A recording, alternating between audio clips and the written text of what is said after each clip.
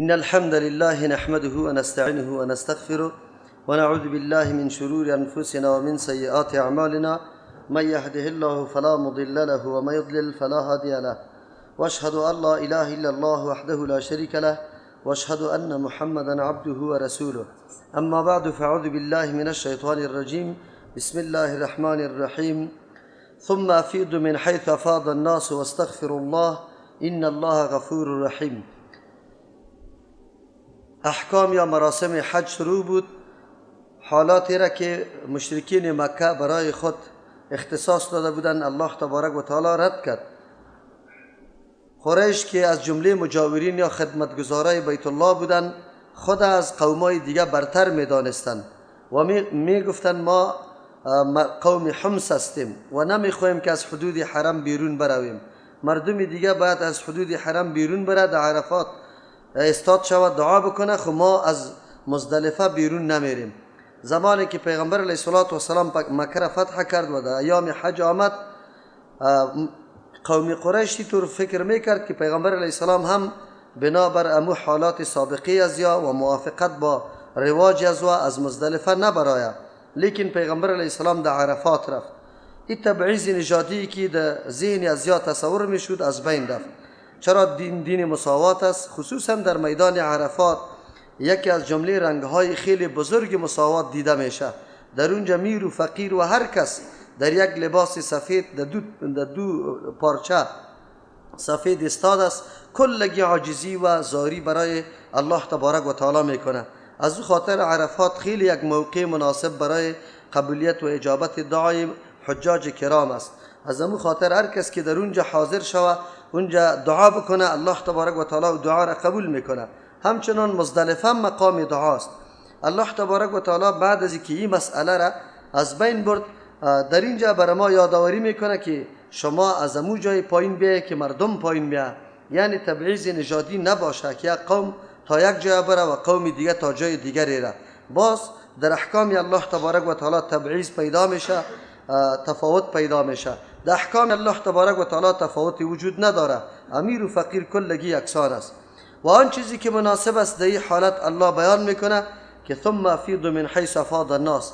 باز شما پایین بیایید از جایی که مردم پایین آمده، یعنی شما هم در اون منطقه بروید و بعد از او که هم عموم مردم پایین میاد شما هم پایین بیایید. واستغفر الله. در اونجا مردم ها در اونجا فخر بازی میکردن، گپایی را میگفتن که یکی با دیگه فخر فروشی میکردن، از کارنامه های اجداد و باباهای خود یاد میکردن. الله تبارک و تعالی میگه این موقع یا این میدان تضرع و عاجزی است، از الله بخشش طلب کردن است. از امو خاطر است که حجاج کرام در عرفات بسیار بخشش از الله تبارک و تعالی طلب میکنه، به این خاطر که موقع اجابت دعای الله تبارک و تعالی است.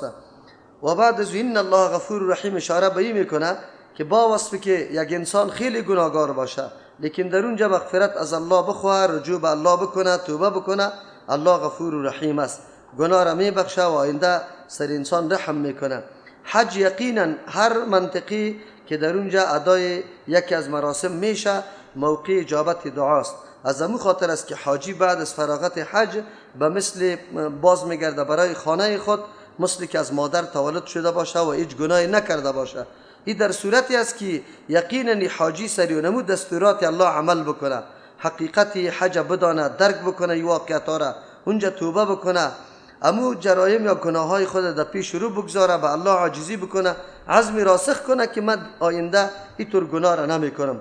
الله بعضی عبادات خود به این خاطر که بندگانش در طول عمر خود بعضی قصورات و کوتاهی های داره این را تلافی بکنه، جبیره بکنه. مثل رمضان در یک سال که برای ما یک ماه میآید، در حقیقت کفاره گناه های یک ساله ماست، به شرطی که انسان بدانه و حقیقت عبادت همین روزه را درک بکنه که ما در این روزه به کی رجوع میکنیم و به زیر فرمانی که همین مراسم خود ادا میکنیم. حج هم مثل نمی روزه واری یکی از جمله موقع است که انسان از گناه پاک میسازه. فاذا قضیتم مناسککم فاذکروا الله. بعد از ادای مراسم حج در آخری روزها که حجاج در منا جمع میشن، در زمان جاهلیت در اونجا مسابقه های شعرگویی منعقد میشد و اونجا شاعرای خیلی برجسته شیرگویی میکرد. هر قوم افتخارات قوم خود بیان میکرد. از امو خاطر در اونجا بعضی اشعاری از طرف شاعران نوشته میشد که کسی مقابلش نمیکرد در فصاحت و بلاغت. یعنی اونجا میدان مسابقه و یادآوری افتخارات قومیت بود. هر کس افتخار میکرد که قوم ما اینی کارا را کرده. افتخارم به اموری بود که حقیقتا او افتخار نبود. چرا افتخار در جنگ، در قتل، در چور چپاول، در ای که ظلم بالای مظلوم شده، این قسمی افتخارات یادآوری میکردن. الله تبارک و تعالی تغییر داد او حالت که مراسم حج است او در حالت اختتام است. در اینجا الله تبارک و تعالی باید زیاد یاد شود، چرا که نعمتهای بزرگ الله نصیب حجاج شده و در اینجا شکرگزاری نعمت الله را با تکبیرات بگوید. از همون خاطر روزای منا در اونجا روزای تکبیرات است، بلند به آواز بلند تکبیرات گفته میشه. در اینجا الله تشبیه داده که یاد کردن الله به مثل یاد کردن پدرها و اجدادتان باشه. این تشبیه چند وجه دارد. فاذا قضیتم مناسککم، وقتی که شما پوره کردی مناسک حجتان، یعنی مراسم حجتان، فذکروا الله، الله تبارک و تعالی را یاد بکنید. اشاره به است که مردم شما به نسب به ای که شما خود به یک قوم منسوب میکنه سرزی افتخار میکنه، این میدان افتخار نیست، بلکه شما لباس جدیدی را باید برای خود اختیار بکنه، یک ترازوی جدید خود طول بکنه. او ترازوی تقوی است. در اینجا فخر بالای آبا نمیشه، بلکه فخر به این میشه که کی اعمال و مناسک حج با وجه درست و اتم انجام داده، چقدر تقوا دایی پیدا شده و چقدر تربیه را حاصل کرده. از همون خاطر است که حج مراسمش یقینا یک گهواره تربیتی برای حجاج است. یعنی شما باید این افتخارات آبایی و اجدادی را بگذاری. اینجا مقام عمل خود انسان است که چه عمل انجام داده ای. فذکر الله، الله را یاد کنه، خودتان یاد کنه. از این خاطر هر انسان در میدان افتخارات خودش باید قدم بگذاره. پدر چی میکنی که چه عمل انجام داده، از خود سخن بگو که چقدر کمالات افتخارات داری و او کمالات افتخارات در ادای مناسک حج به وجه اتم موافق سنت رسول الله صلی الله علیه و سلم است. این همیست که امو نزاعه و اختلافاتی که سابق مردم در بعض جهاد مزدلفه و عرفات کرده سر از او خط بطلان میکشه. تاسف است که امروز مسلمان ها در اونجا منازعات برپا میکنه که آیا نماز به جمع بخوانیم یا نه، قصر بخوانیم یا نه. در صدد ازی نیستن که از الله استغفار طلب بکنه، تکبیر الله را بگویه و بگویه که هر عملی را پیغمبر صلی الله علیه و سلم انجام داده. ما در اونجا مداخله رأی یا عقل جنگی نداریم، بس تابع فرمان و نقشه پیغمبر هستیم. کدام نقشه را که پیغمبر داده همون قسم انجام میدیم. اینجا یاد کردن الله چه قسم است که ذکرکم آباءکم، به مثل یاد کردن شما پدرایتانه. یعنی سابق شما پدرها را یاد میکرده که اینطور افتخارات داره، نه، اینجا الله را یاد بکنه. بلکه او شد ذکراست، بس زیاد سخت یاد کردن، یعنی از پدر و اجدادتان کرده هم الله تبارک و تعالی را خیلی زیاد یاد کنه. چرا الله قابلیت ازی را داره که زیاد یاد کرده شود؟ به خاطر که عظمت و بزرگی برای الله تبارک و تعالی زیاد است از پدرها کرده. پدرها چی عظمت داره؟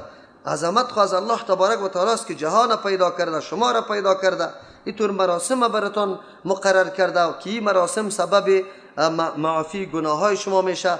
در اینجا یک نمونه عملی مساوات به سطح جهان، یک زورآزمایی بزرگ برای مسلمان ها در مقابل کفار است. یقینا حج خیلی حکمت و فلسفه خیلی قوی داره. در اونجا انسان میشه، میفهمه، با مردم زیست و زندگی داره، اخلاق درست میشه. از او خاطر الله را یاد بکنه. یا ایست که انسان ها در وقتی که تکلیف برش دوچار میشه، خصوصا طفل و یک مشکل برش پیش میشه، به پدر و مادر خود آواز میده. الله تبارک و تعالی میگه این موقع است که عبادت الله را انجام داده. مثل که یک طفل به پدر و مادر خود در وقت مشکلات و حاجات آواز میده، چرا که او میفهمه که پدر و مادر مرا از این غم و از این تکلیف نجات بده. شما مؤمناست، توحید الله را عقیدهش دارید، الله را یاد بکنید برای رفع مشکلات و حاجتایتان.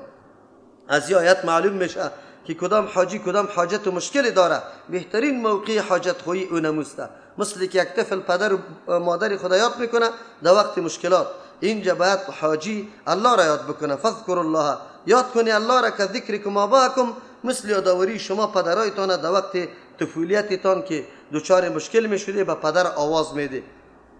او اشد ذکرا، یا سخت از او کده. پدر و مادر در حالت طفولیت اگر دور بود تا با وصفی که تو چیغ میزدی فریاد میکدی، پدر و مادر فریادت نمیشونید، در حالت مشکلت رسیدگی نمیتونست. یک طفل اگر کسی اختطاف میکنه چقدر چیغ میزنه فریاد میکنه، اما چون امو فریادش پدر و مادرش نمیشنوه و سبب خلاصی از اختطاف شده نمیتونه، اما الله تبارک و تعالی فریاد میشنوه، امی گریان تو را میشنوه، در مشکل زود رسیدگی میکنه و تو را نجات میده. چقدر درس عظیم است. الله در اونجا هم درس توحید برای انسان میده که ببینه الله خیلی لایق است که ما یادش بکنیم و همیشه برش آواز بدیم، چرا که آواز ما را میشنوه، حاجت ما را پورا کرده میتونه. پدر و مادر به این پیمانه نبود. یا است که مراد است که شما فذکر الله که ذکرکم آباءکم، یاد کنی الله را به مثل یاد کردن پدرایتان. شما از پدر و مادر زیاد دفاع میکنه. اگر ادناترین توهین و تحقیر در مورد پدر و مادرتان شود، شما جان خود میده و در میدان غیرت استاد میشه. با وصفی که زورت نمیکشه در جانب مقابل، خود چون که دو دشنام به پدر و مادرت زده، تو غیرت در جوش آمده مقابله میکنی، دفاع از آبروی پدر و مادر میکنی. اینمی قسم دفاع از الله تبارک و تعالی از دینش بکو. یعنی مثل که تو غیرت سری پدر و مادر میکنی به خاطر که فقط از سبب یا عامل پیدا شدن در دنیا امی پدر و مادرت است. اگر پدر و مادر نمی بود الله تو را در دنیا نمی آورد، در حالی که موجد حقیقی یا پیدا کننده حقیقی الله است. وقتی سری پدر و مادر غیرت میکنی که ادناترین توهین و تحقیر طرف پدر و مادر میشه یا دو دشنام میشه، تو غیرت در جوش میاد. آیا در مقابل اسلام دین الله و نظام الله غیرت در جوش نمیاد، در حالی که حقیقتا موجد یا پیدا کننده تو الله است. صحیح کنه نعمت پدر و مادر خیلی کم است به نسبت نعمت الله. از پدر و مادر دفاع میکنی، از دین الله دفاع نمیکنی، یایت برای انسان بسیار غیرت میده. یقینا ما باید سر دین الله غیرت بکنیم، سر کتاب الله غیرت بکنیم، سر احکام الله غیرت بکنیم. در جایی که احکام الله توهین و تحقیر میشه، در اونجا باید بسیار مقاطعه قوی بکنیم. با برادر خود ما و شما مقاطعه میکنیم به خاطر که با پدر و مادر جنگیسته، پدر و مادر احترام نداره. ما میگیم بس دیگه برادریت است، اما چون با پدر و مادر روی خوب نداره تو قطع تعلقه میکنی. کاکا و ماما، کسی که با پدر و مادری تو یک کمی دشمنی دارد در عمر قطعش سخن نمیگی، رابطه تا قطع میکنی. آیا کسی که در نظام الله توهین میکنه، احکام الله را تحقیر میکنه، نعوذ بالله، قطعی طور مردم چرا تو زندگی و تعلقات میگیری؟ از او خاطر الله برای حجاج کرام در این طور موقع برشان میگه که شما الله را یاد کنی با مثل یاد کردن الله، یعنی مثلی که دفاع از الله از آبروی پدر و مادر میکنی، از دین الله و از احکام الله دفاع بکنه. دفاع از احکام الله در مراسم حج معلوم دار است. آن چیزی که شریعت برات مقرر کرده عقل جنگی نکن، اما قسم تو انجام بده. اینجا اینطور نکنی که والا ما خیلی تنگ آمدیم، حالی نمیکنم که دی 2 روز دی مینا باقی بمانم. اینجا جمره زدن چی مطلب است، چی معنا داره، چی مفهوم داره؟ یک سلسله همچنان شبهات از دنیای کفر و استعمار بالای مسلمان ها اینطور وارد میشه و یک تعداد مردم فرفتی همی شبهات شده و دوچار اینمی مشکل شده. میگم ما والا دق آورده میرم به در طرف خانه. اکثر مردم ها همینطور است، و مراسم حج اعلام میکنه و طرف خانه روان میباشه. الله میگه اینطور نیست. دین الله را احترام بکنه، تعظیم بکنه، مثل که آبروی پدر و مادر شما تعظیم میکنه. دیگه تشبیه است فذکر الله، یاد کنی الله را در قسما، مثل که ذکرکم آباءکم. شما سری پدر قسم میخوردی. سری پدر چرا قسم میخوردی؟ معززترین شخصیت به پیشتان پدر بود. از دم خاطر با مخاطب وقتی روبرو میشدی که سری گپتان چی باور نمیکرد، در او صورت شما پدر را یاد میکردی. نه، شما الله را یاد بکنید، چرا که از الله که عظیم ذات دیگری نیست. چرا؟ به خاطر که یاد کردن الله عظمتش یقینی است و عظمت پدر یقینی نیست. بس اوقات پدر عظیم نمی باشه بلکه موجب بدبختی خودت میشه. یا است که فذکر الله، یاد کنی الله را که ذکرکم آباءکم، به مثل یاد کردن شما پدرایتان. شما همیشه که میخیزی او بالا میشه میگی که من احترام پدر را دارم، تعظیم پدر را دارم. نه، تعظیم الله را زیاد بکنی. چرا؟ به خاطر که پدر و مادر بس اوقات قابل احترام می باشه، بس اوقات قابل احترام نیست. نعوذ بالله اگر عقیده غلط داشته باشه باز قابل احترام نیست که تو عزتی از دور نگاه بکنی.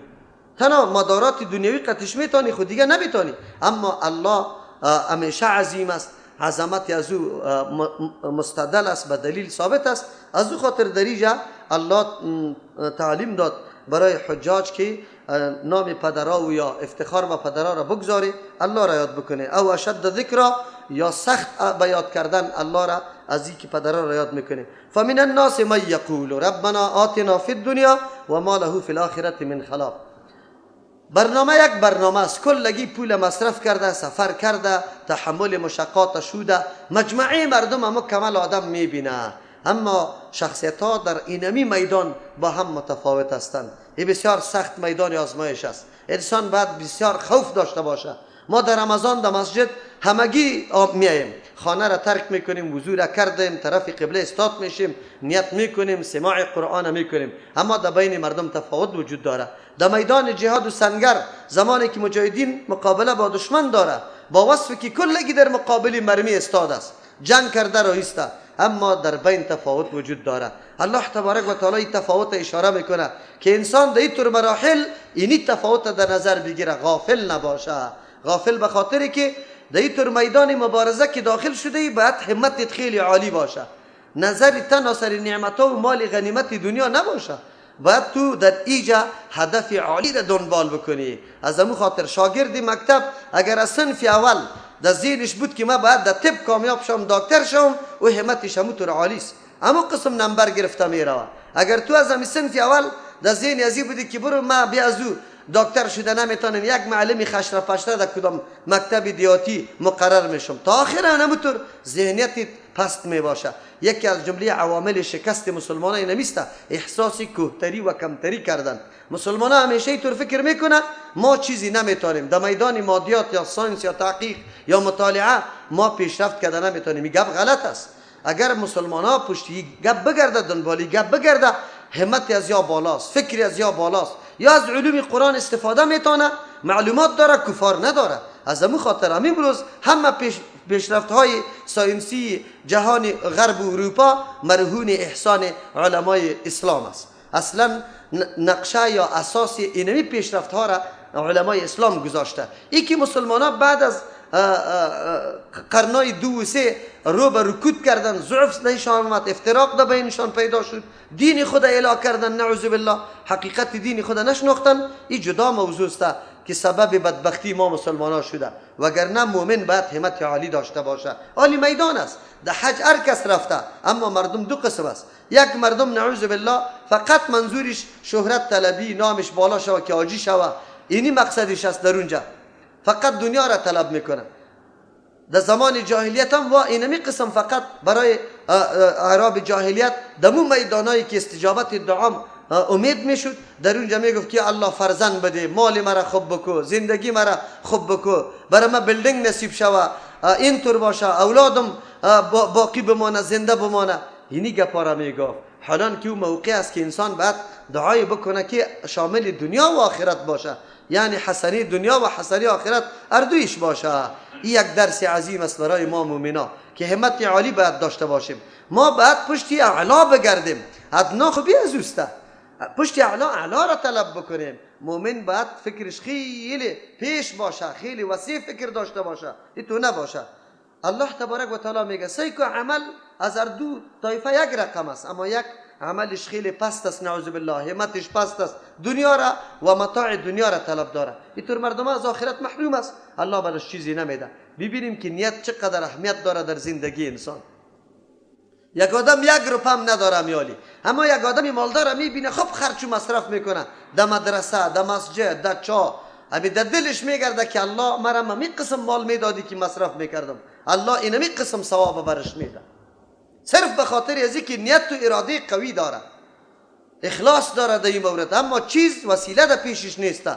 نیت اینقدر خوب چیز است، خاک زر میگردانه، خود زر خاک میگردانه. اگر امی سفرها را کردی، امی تکلیفها را مشقت کشیدی، اما مقامات مقدس زیر پای کردی، در اونجا با مجموعه مسلمان ها شریک شدی، اما هدفی تی بود که او دور زاده ما حج کردم، من حج میکنم.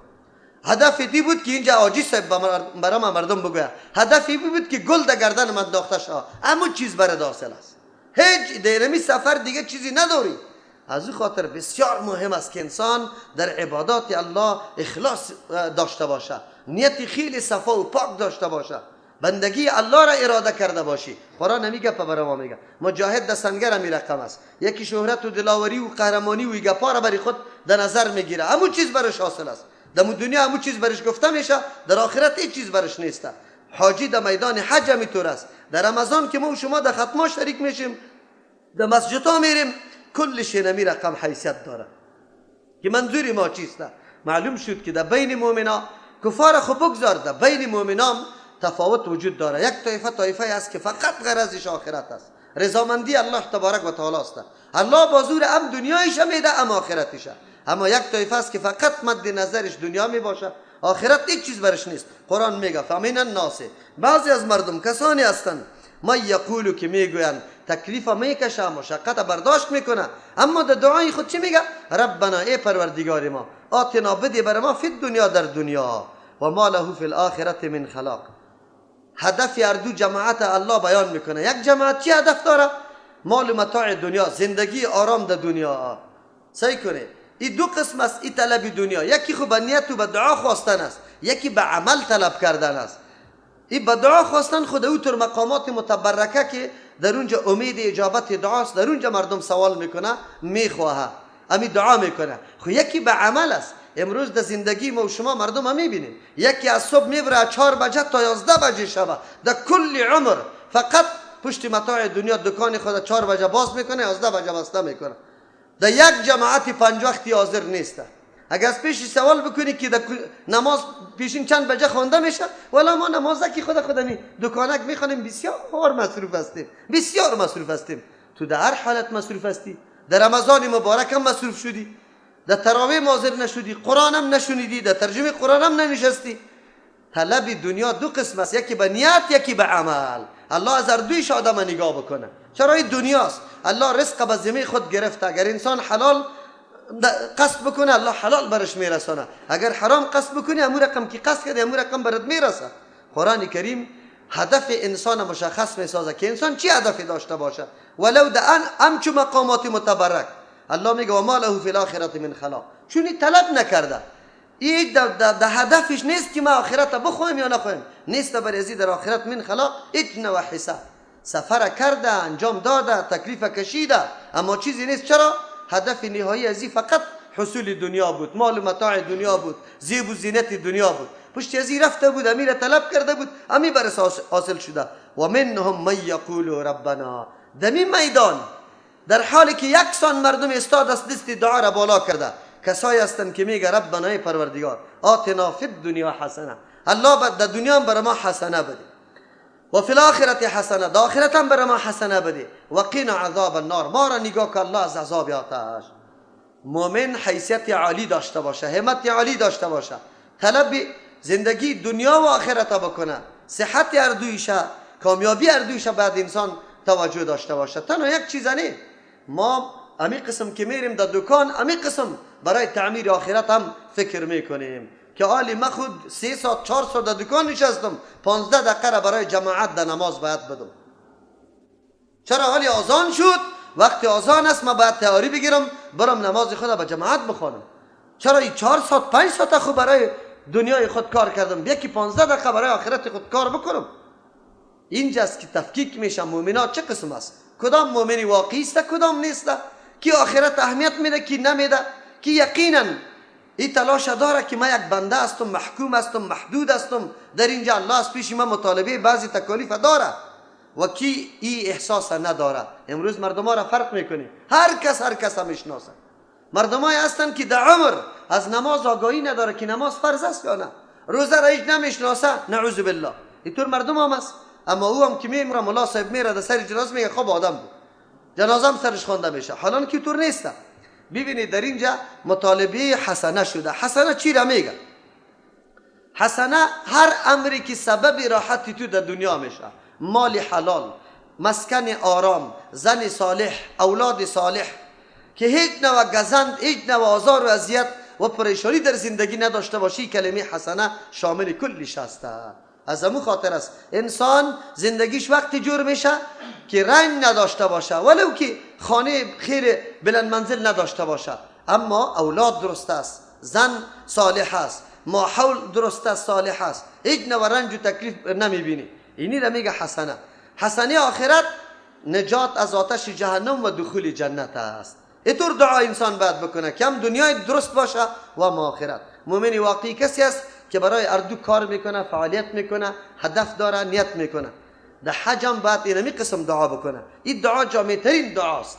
در حدیث هم همینطور آمده که شما جامع دعا را دعا بکنی، همین دعاست. از همون خاطر ما در آخر نماز خود اللهم ربنا آتنا دعا میکنیم، به خاطر که جامع است. وگرنه در حدیث مرفوع از فعل پیغمبر علیه السلام ثابت نیست که پیغمبر همین دعا را کرده باشه. در آخر نماز هر قسم دعا جایز است، آدم کرده میتونه. فلیختر من الدعای ایها شاء، از دعا اختیار کنه. پیغمبر علیه السلام میگه هر دعایی که خوشش میاد. از او خاطر مختلف دعاها در آخر نماز آمده، خصوصا تعوذ یا پناه جستن از 4 چیز: از عذاب جهنم، از عذاب قبر، از عذاب زندگی و مرگ، از فتنه زندگی و مرگ، از شر فتنه مسیح دجال. این را باید خامخا بگویم. اما در وطن ما چون علمای ما با حدیث تعلقه ندارن، یک دعا را یاد گرفته به مقتدیم یاد داده، دیگه را یاد نداره. دعاهای مختلف شوه، اما این دعا جامع دعا است. از او خاطر در آخر نماز همیشه میشه. الله چه میفرمایی؟ اولئک لهم نصیب مما کسبوا. اینمی مردما که هم آخرت میخواه حسنش هم دنیایش، الله میگه برای ازیا حساس مما کسبوا، از آن چیزی که کسب کردن، کدام عملی که انجام دادن به نیت آخرت انجام دادن، یا نه تنها دنیای خود مقصد زندگی و آمدنش در دنیا قرار داده بودن، بلکه گفتن ما آخرت هم داریم، ما طلب آخرت هم از الله داریم. الله میگه مطابق عملش همین چیز برش داده میشه.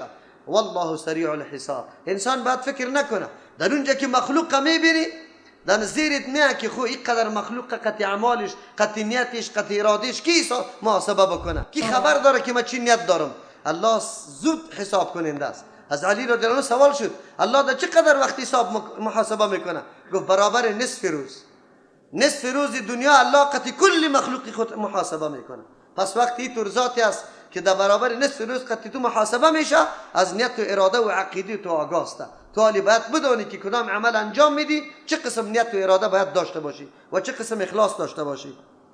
واذکر الله فی ایام معدودات. یاد کنی الله را در روزای شمار شده. یکی ایام معلومات است، یکی معدودات است. اگرچه در تفسیرش اختلاف در بین علما موجود است، اما ایام معلومات روز عید قربان و 2 روز بعد، این 3 روزه به نام ایام معلومات یاد میکنه. و غیر از روز قربان روز 11 و 12 و 13 این را به نام ایام معدودات هم یاد میکنه.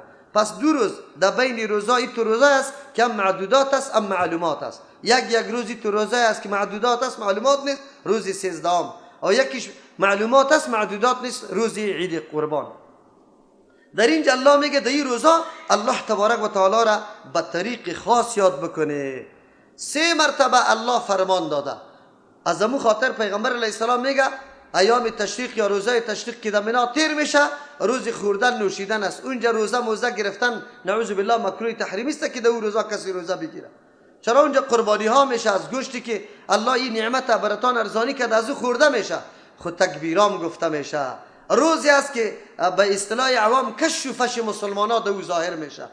در عربستان خود توسط جمع شدن اینقدر مخلوق الله در او میدان لبیک اللهم لبیک می اینجا الله اکبر الله اکبر لا اله الا الله والله اکبر.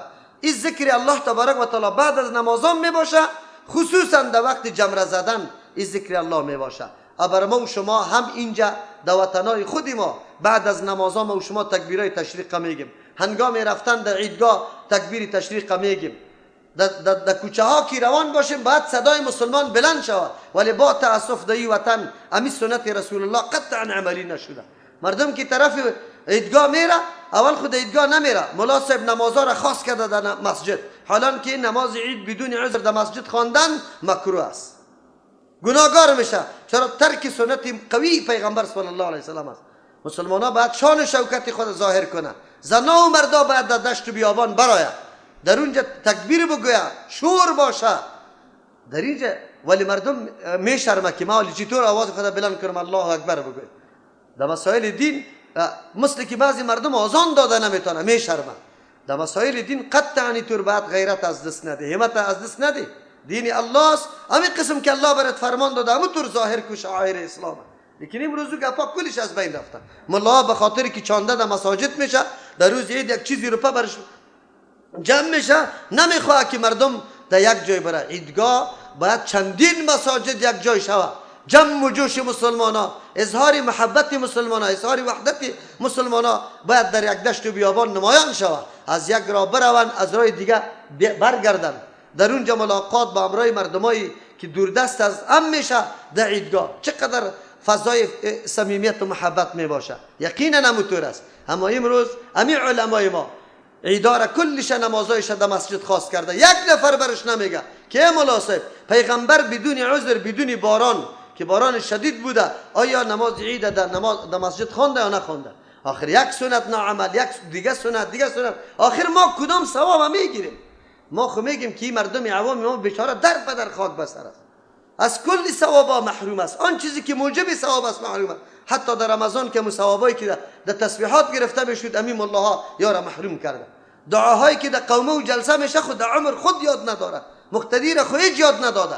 امیالی که ما میگیم که دعا در قاعده میشه، این دعا را یاد ندارن بیچاره، ولی تو را یاد داده. در بد فقط دینی خشک همینطور از خود جور کرده، خیر و خلاص، قدمی تا این طرف مانده نمیتونی. حالا که دین وسیع است، انسان باید در این میدان بسیار پیشتازی بکنه، ثوابای بزرگ بگیره، ولی نیست. این حالات ماست. الله رحم بکنه. الله بر ما میگه واذکروا الله فی ایام معدودات، الله را یاد کنید در روزهای شمار شده. فمن تعجل فی یومین، آلی روزهای معدودات که 3 روز است، 11 و 12. کسی همین 2 روز جمره را میزنه و بعد از او عجلت داره طرف وطن بروه رفته میتونه. اگر نیکی کسی باقی میمانه در اینجا بعد از زوال باز جمره ها زده میشه، غیر از روز عید که قبل از زوال جمره ها زده میشه. در دیگر روزا بعد از زوال جمره زده میشه. اول در روز عید از جمره عقبه شروع میشد، در دیگر روزا از امو جمره شروع میشه که در مسجد خیف نزدیک است. بعد از او جمره وسطا، بعد از او جمره عقبه زده میشه.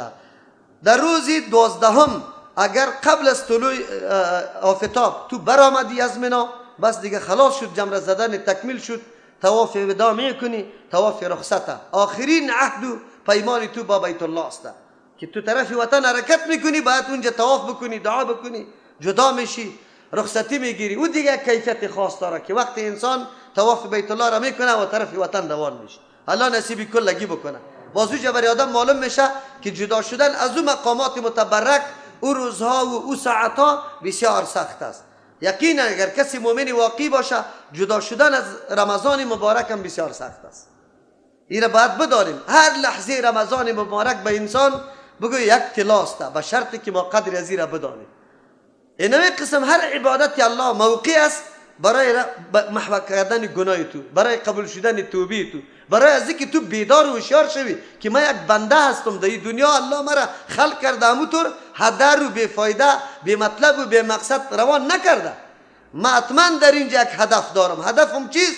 شناخت الله و عبادت الله، که من بندگی الله را به وجه درست بکنم. کاش که این اصل هدف زندگی انسان هر انسان بداند. اگر هر انسان بداند در دنیا جنجال نیست، در دنیا جنگ نیست، در دنیا دزدی نیست، در دنیا زنا نیست، غیبت نیست، دروغ نیست. چرا هدف خودم میفهمه که ما در این دنیا برای کدام هدف آمده. مشکلی است که انسان ها هدف خود نمیفهمه که برای چی آمدیم.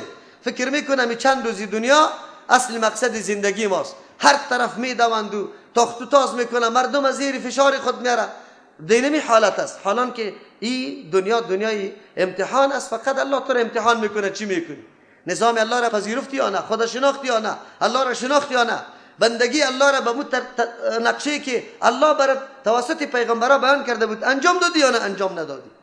از او خاطر 2 روز اونجا اگر کسی عجله داره 2 روز جمره میزنه، در روز 12 قبل از طلوع آفتاب میبره از منا میاد طرف وطن خود. خب اگر کسی آفتاب غروب کرد، شب 13 هم اونجا باقی میمانه و صبح جمره را میزنه، بعد از او حرکت میکنه. الله این اختیار برای مسلمانان داد، برخلاف عادت جاهلیت یک تعداد مردم بالکل در مینا شب نمیکردن، یک شبم بدر همی طواف خلاص میشد بدر میرفتن طرف خانه ها، و یک تعداد مردم روزی 13 ضروری ساخته بود. اسلام دینی وسط است، اختیاری کرد امره.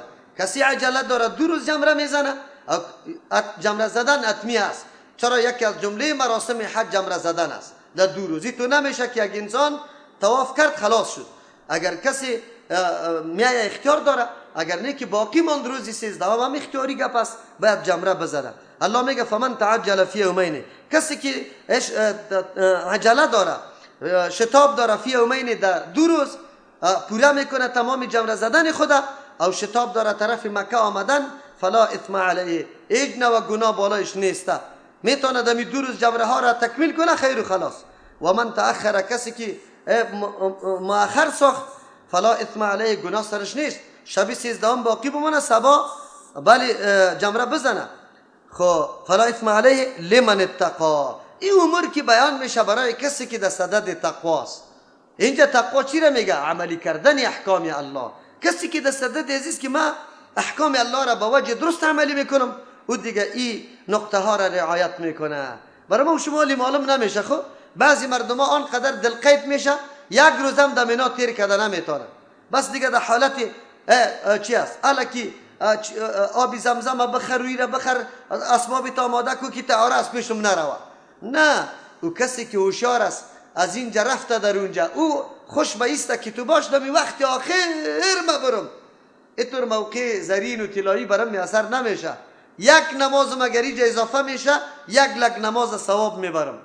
لیکن مردم ما چون فلسفی ای از این یاد نداره، تلاش داره که زود برسیم. چرا زود برسیم؟ شما خبر داری این زود رسیدن چرا میکنه؟ که این کشوفش است، مردم پذیرایی است، او گلا در گردن انداخته بشه، کلا نشسته کالای سفید پوشیده که ما عاجزیم برای شهرت و خودنمایی.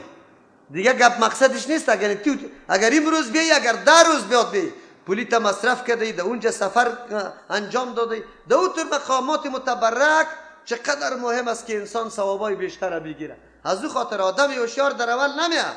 آدم هوشیار خوب تا که حکومت مجبور بسازه که برو حرکت کو، دیگه تو اینجا نمیمانم. چرا اونطور موقع برات میاثر نمیشه؟ 1 ساعتی دیوتر جاها تیر میشه، لیکن مردم میمانه اینجا وار خطایی میباشه. تیاری اول است، تیاری با رشوتا با رویداری ها خود در تیاری اول میرسانه. این چی عاجزست؟ این چی هدف داشت؟ این برای چی رفته بود؟ چی رکمایی میکرد؟ یعنی حالات ماست. نمیفهمه بیچاره که ما در اینجا برای چی آمدیم. محض میگه البته آمدیم و پس میرویم. الله رحم بکنه. واتقوا الله، بترسی از الله تبارک و تعالی. گفتم تمام مراسم حج ای توسط چی کنترل میشه؟ کی است که تو را مراقبت کنه که یقینا در عرفات رفتی یا نه، جمره را زدی یا نه، یا رفتی قرار در بازار گشتی، یا رفتی در عماره خوار را زدی؟ الله برات میگه واتقوا الله. در انجام فرامین الله جاسوسی الله قطعا است تقوای الله. در انجام فرامین الله همیشه الله برای تو میگه واتقوا الله، از الله بترس. الله قطعا است. روزه را میخوری نمیخوری، نماز را درست انجام میدی نمیدی، حج با کدام نیت کردی نکردی، مراسمش پورا کردی یا نه، به نقشه پیغمبر انجام دادی ندادی، کلش بترس از الله. الله تو را مراقبت کرده، بندیش هستی، نمیگذاره تو نشوه نعوذ بالله که سفرام کردی و در آخری سفرم الله بگویه که از این که در منافق و بدبخت انسان دیگه کس نبود. نعوذ بالله. این بسیار سخت است. انسان هر عبادت الله را که انجام میده خوفی از این را داشته باشه که الله قبول میکنه یا نمیکنه. ما که میگیم که ختمه در تراویح شیرینکا و میوه را که میاره نکنی، این را نبیاره، روز آخریست به گریان تیر کنی. به این خوف داشته باشه که الله قبول کرده میقدر روزایتان یا نه.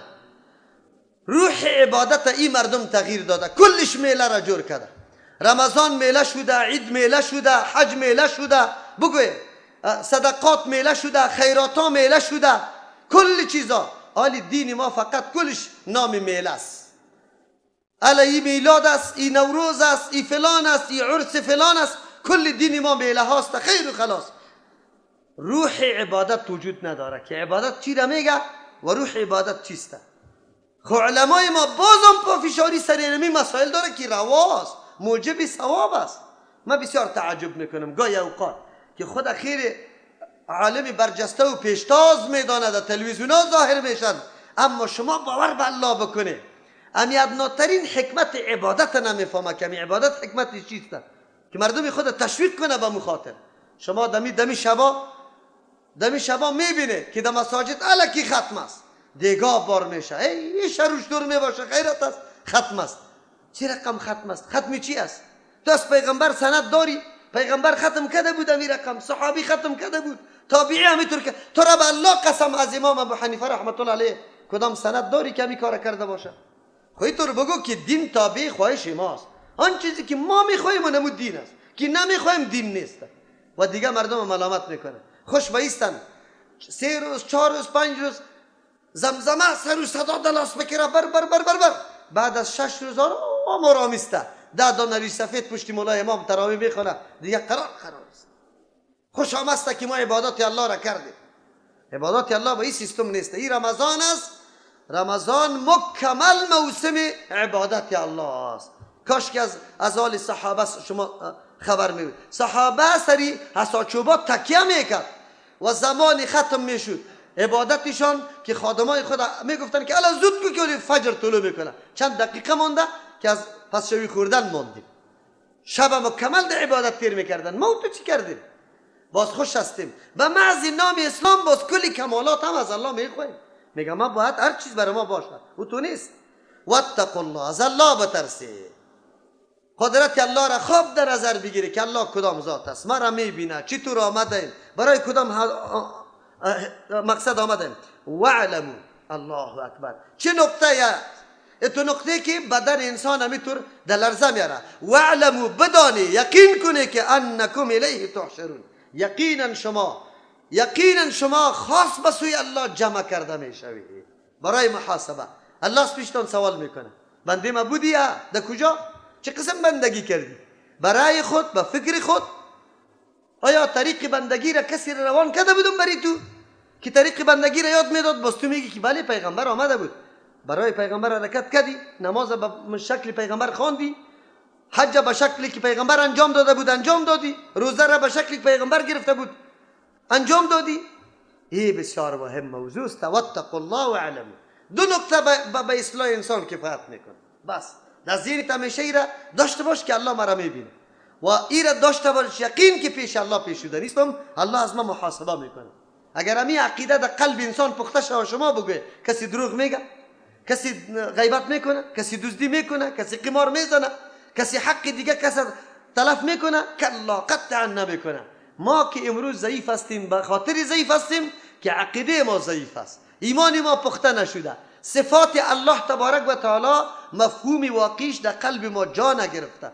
اگر مفهوم واقعی صفات الله در قلب ما جا بگیره، دیگه ضرورت به محکمه نداریم، دیگه ضرورت به کسی نداریم که برای ما وعظ بکنه، بس همین کفایت میکنه. خود ما خود جور میکنیم، میدانیم هدف زندگی خدا، مسیر آخری خدا که کدام طرف روان هستیم. وانکم الیه تحشرون، بدانه که شما طرف الله روان است. امروز هر کس تلاش میکنه یا ایها الانسان انک کادح الی ربک کدحا، تو هر روز مشقت میکشی، تکلیف با برداشت میکنی برای رسیدن به الله تبارک و تعالی. کل مردم روان است، خب کسی چی رقم روان است؟ کلگی همون طرف روان است، با کدام شیوه روان است، با کدام سیستم روان است، چی داره قطعی خود؟ به سوی الله جمع شده نیستیم. و من الناس من یعجبک، بعضی از مردم کسایی هستند بله جهان همیطور است. اینجا الله صفتای منافقه میگه، این طور صفتا در کی دیده شده؟ الحمدلله ما خودم در یک وقتی که آیاتا را میخواندم تعجب میکردم کی طور نفر کی باشه. خوش شناختم اتو مردمی را شناختم که زبان خیلی چرب و نرم داشت، ایطور بیان از اسلام از دلسوزی میکرد که سوال نکن. ما میگفتم که اگر است اینمی مسلمان است، اگر نیست از این واری مسلمان شاید دیگه هیچ نباشه، ولی دیدم که در عمل، در کار، در یکی در میدان واقع شده، از این کده مفسد دیگه قطعا پیدا نمیشه. تخریب دین امی میکنه، در بین مردم به جنگ انداختن امی میکنه، فتنه را امی انداخته، مردم دو شکه و دو نظره امی کرده. الله این صفات را بیان میکنه. کدام است؟ و من الناس، بعضی از مردم، من کسی است یعجبک که تو را در تعجب مندازه، قوله سخنای از او فی الحیات دنیا، در مورد زندگی دنیا برات میگه ما تلاش داریم اینی کار بکنیم اینی کار نکنیم. اول اخنس ابن شریک میگه منافقی خیلی قوی بود، بسیار زبان چرب و نرم تیز داشت. آمده بود پیش پیغمبر علیه السلام، گپای زد که پیغمبر علیه السلام میگفت اول نمره مسلمان امی باشه، لیکن اون طرف که رفت از اینجا از پیغمبر علیه السلام کردیت گرفت که نه ما خب قابل تمجید شدم. خود طرف رفت چی کرد؟ کشتار درد داد، مالا را دزدی کرد، این کارا را و همیشه شب هم انداخت، فساد میکرد. در یهود این معامله خیلی زیاد می بود. الله اگرچه آیاتا در مورد از اون نازل شده، اما الله اوصافی مردم به ما معرفی میکنه. مصداق اولی اینمی صفتا فقط امروز جامعه جهانی امروزی که داخل وطن ما شده، مصداق اولیش امی مردم است. زبان چر ما خو دفاعگر از حقوق مظلوم هستیم. حقوق مظلومه تو میگی خلاص دیگه، از این که مردمی خوب سعی کن. امیالی مردم خیلی فرفته نیستن از نظام دموکراسی لعنتی، فرفته نیستن از حقوق بشر و از این گپا لاف میزنن، اما در میدان عمل از یا کده فساد پیش دیگه کس نیست. اصلی مقصدشان هلاکت کشت است، هلاکت نسل است، هلاکت چی است؟ فساد پیدا کردن در زمین است. جهان چرا امروز میگه تروریست است؟ کی پیدا کرده تروریست؟ کی ایجاد کرده؟ پرویز مشرف دیگه هیچ کدام گپ نزده، بسیار خبیث انسان بود مثل اتاتورک کوری، نعوذ بالله. کلی بدبختی ها را در پاکستان و در افغانستان امو مردم امو طور شخص دامن زد، ولی یک گپ در اونجا گفته بود. میگه شما که جنگ داری، این جنگ کی پیدا کرده؟ پشت عاملی ازی باید بگردیم. عامل کیست امروز؟ این جنگ کی پیدا کرد؟ مسلمان اینقدر چیسته که قطعی قدر کینه داشت که بره و این در فرانسه و در آلمان و در امریکا تو را بزنه؟ نه، مسلمان گویی هدف نداره. مسلمانی واقعی حدودی خدا میشناسه. ادناترین شخص یک کافری که در بین مسلمانان زندگی داره، پیغمبر علیه السلام میگه کسی که یک معاهد قتل میکنه بوی جنت در دماغش نمیرسه. کسی که در اینجا آمده به ویزا تو هیچ نوع تعرض کرده نمیتونی، قابل احترام است پیش تو. در اسلام خو حتی حقوق اقلیت به این اندازه در نظر گرفته شده. چطور اینجا آمده؟ خود تو نمیگذاری مرا، تو مرا در بدر کرده ای، نامای مختلف سر مانده ای، گاهی در کو میکشانی، گاهی در بغلت میگیری، گاهی یکی را دلار پشت در پشتش میدی، دیگر را سلا در پشتش میدی. ما ایران ماندیم که چی بکنیم؟ بزرگترین منافق و همون کسی که آیاتا مصداقش میگرده همین جامعه جهانی که به نام صلح، به نام امن، به نام حقوق بشر امیال زن و شوهرم در جنگ انداخته یا نه انداخته؟ در جنگ انداخته، آرامی را نه آورده. خلاص فساد است در هر مملکت فساد اینمی ها پیدا میکنه. اقلیت رشد میده، جنگ اونجا وار میکنه، کمکش ای میکنه، پشتیبانیش ای میکنه، سلا را ای روان میکنه. اون مملکتی که آرام زندگی میکرد، هم اقلیت هم اکثریت هیچ گپی نبود، امروز در آتش میسوزه. اقلیت بیچاره خو نمیفهمه که من چی بکنم، پاچایی را خوبی ازو گرفته نمیتونم، چه خدا در جنگ پرتم، به امن زندگی میکنم. امی اقلیت هایی که در ممالک عربی زندگی میکنه کدام ظلم سرشان بود؟ راست تا نبگوی، ادناترین ظلم سرشان نیست. همیال فعلا در مکه و در مدینه منوره اهل تشیع زندگی میکنه، حکومت میتونه واره به زور دور بده طرف مذهبی خود، طرف دینی خود، ولی نه، هیچ گپی نیست. آزاد تبلیغات خدا میکنه، مدارس داره، اما او طرف دنیای کفر یارا رشد میده، یارا میخیزاره. شما نمیبینی صحنه های ممالک عربی را فعلا نمیبینی که در کدام آتش ها میسوزه؟ در این رمضان مبارک مسلمان ها چی میشه؟ کشته میشه. چرا؟ حالی حکمت هست، چی ضرور است که حالی تشنجات پرتیم؟ خو نمیمانه امی مردم. دو سوم مصداق ازی مردمایی هستند که خودم با چشم سر دیده، در ظاهر آنقدر لاف از دین میزنه که پرسان نکو، ولی در پشت سر اولین مخرب دین امی مردم است. قرآن بر ما علاماتش مشخص میکنه. امی علامات چوکات است، هر کس که در داخلش میاد دینمی مصداق آیت میگرده. و من الناس، بعضی از مردم من کسی است یعجبک که در تعجب مندازه، قوله گفتار ازو فی الحیات دنیا، در مورد زندگی دنیا، و یشهد الله علی ما فی قلبی، بخواد شاهد میگردانه الله را علاما به او عقیده، به او اخلاصی که فی قلبی در قلبش است، یا میگه که من زیاد محبت به دین دارم، خدمت به دین میکنم، در حالی که و هو الد الخصام، این خیلی شرط پسند جنگرو کس. الد الخصام سخت جنگرو که شرط پسند است. و اذا تولا وقتی که ولایت حاصل میکنه، یک مانا وقتی وظیفه برش سپرده میشه یا والی میگرده، یک مانا سعا فی الارض، کوشش میکنه، تلاش میکنه در روی زمین، لیفسد فیها، که فساد بکنه در روی زمین، و یهلک الحرث، کشت از بین ببره، و نسل اولاد او از بین ببره.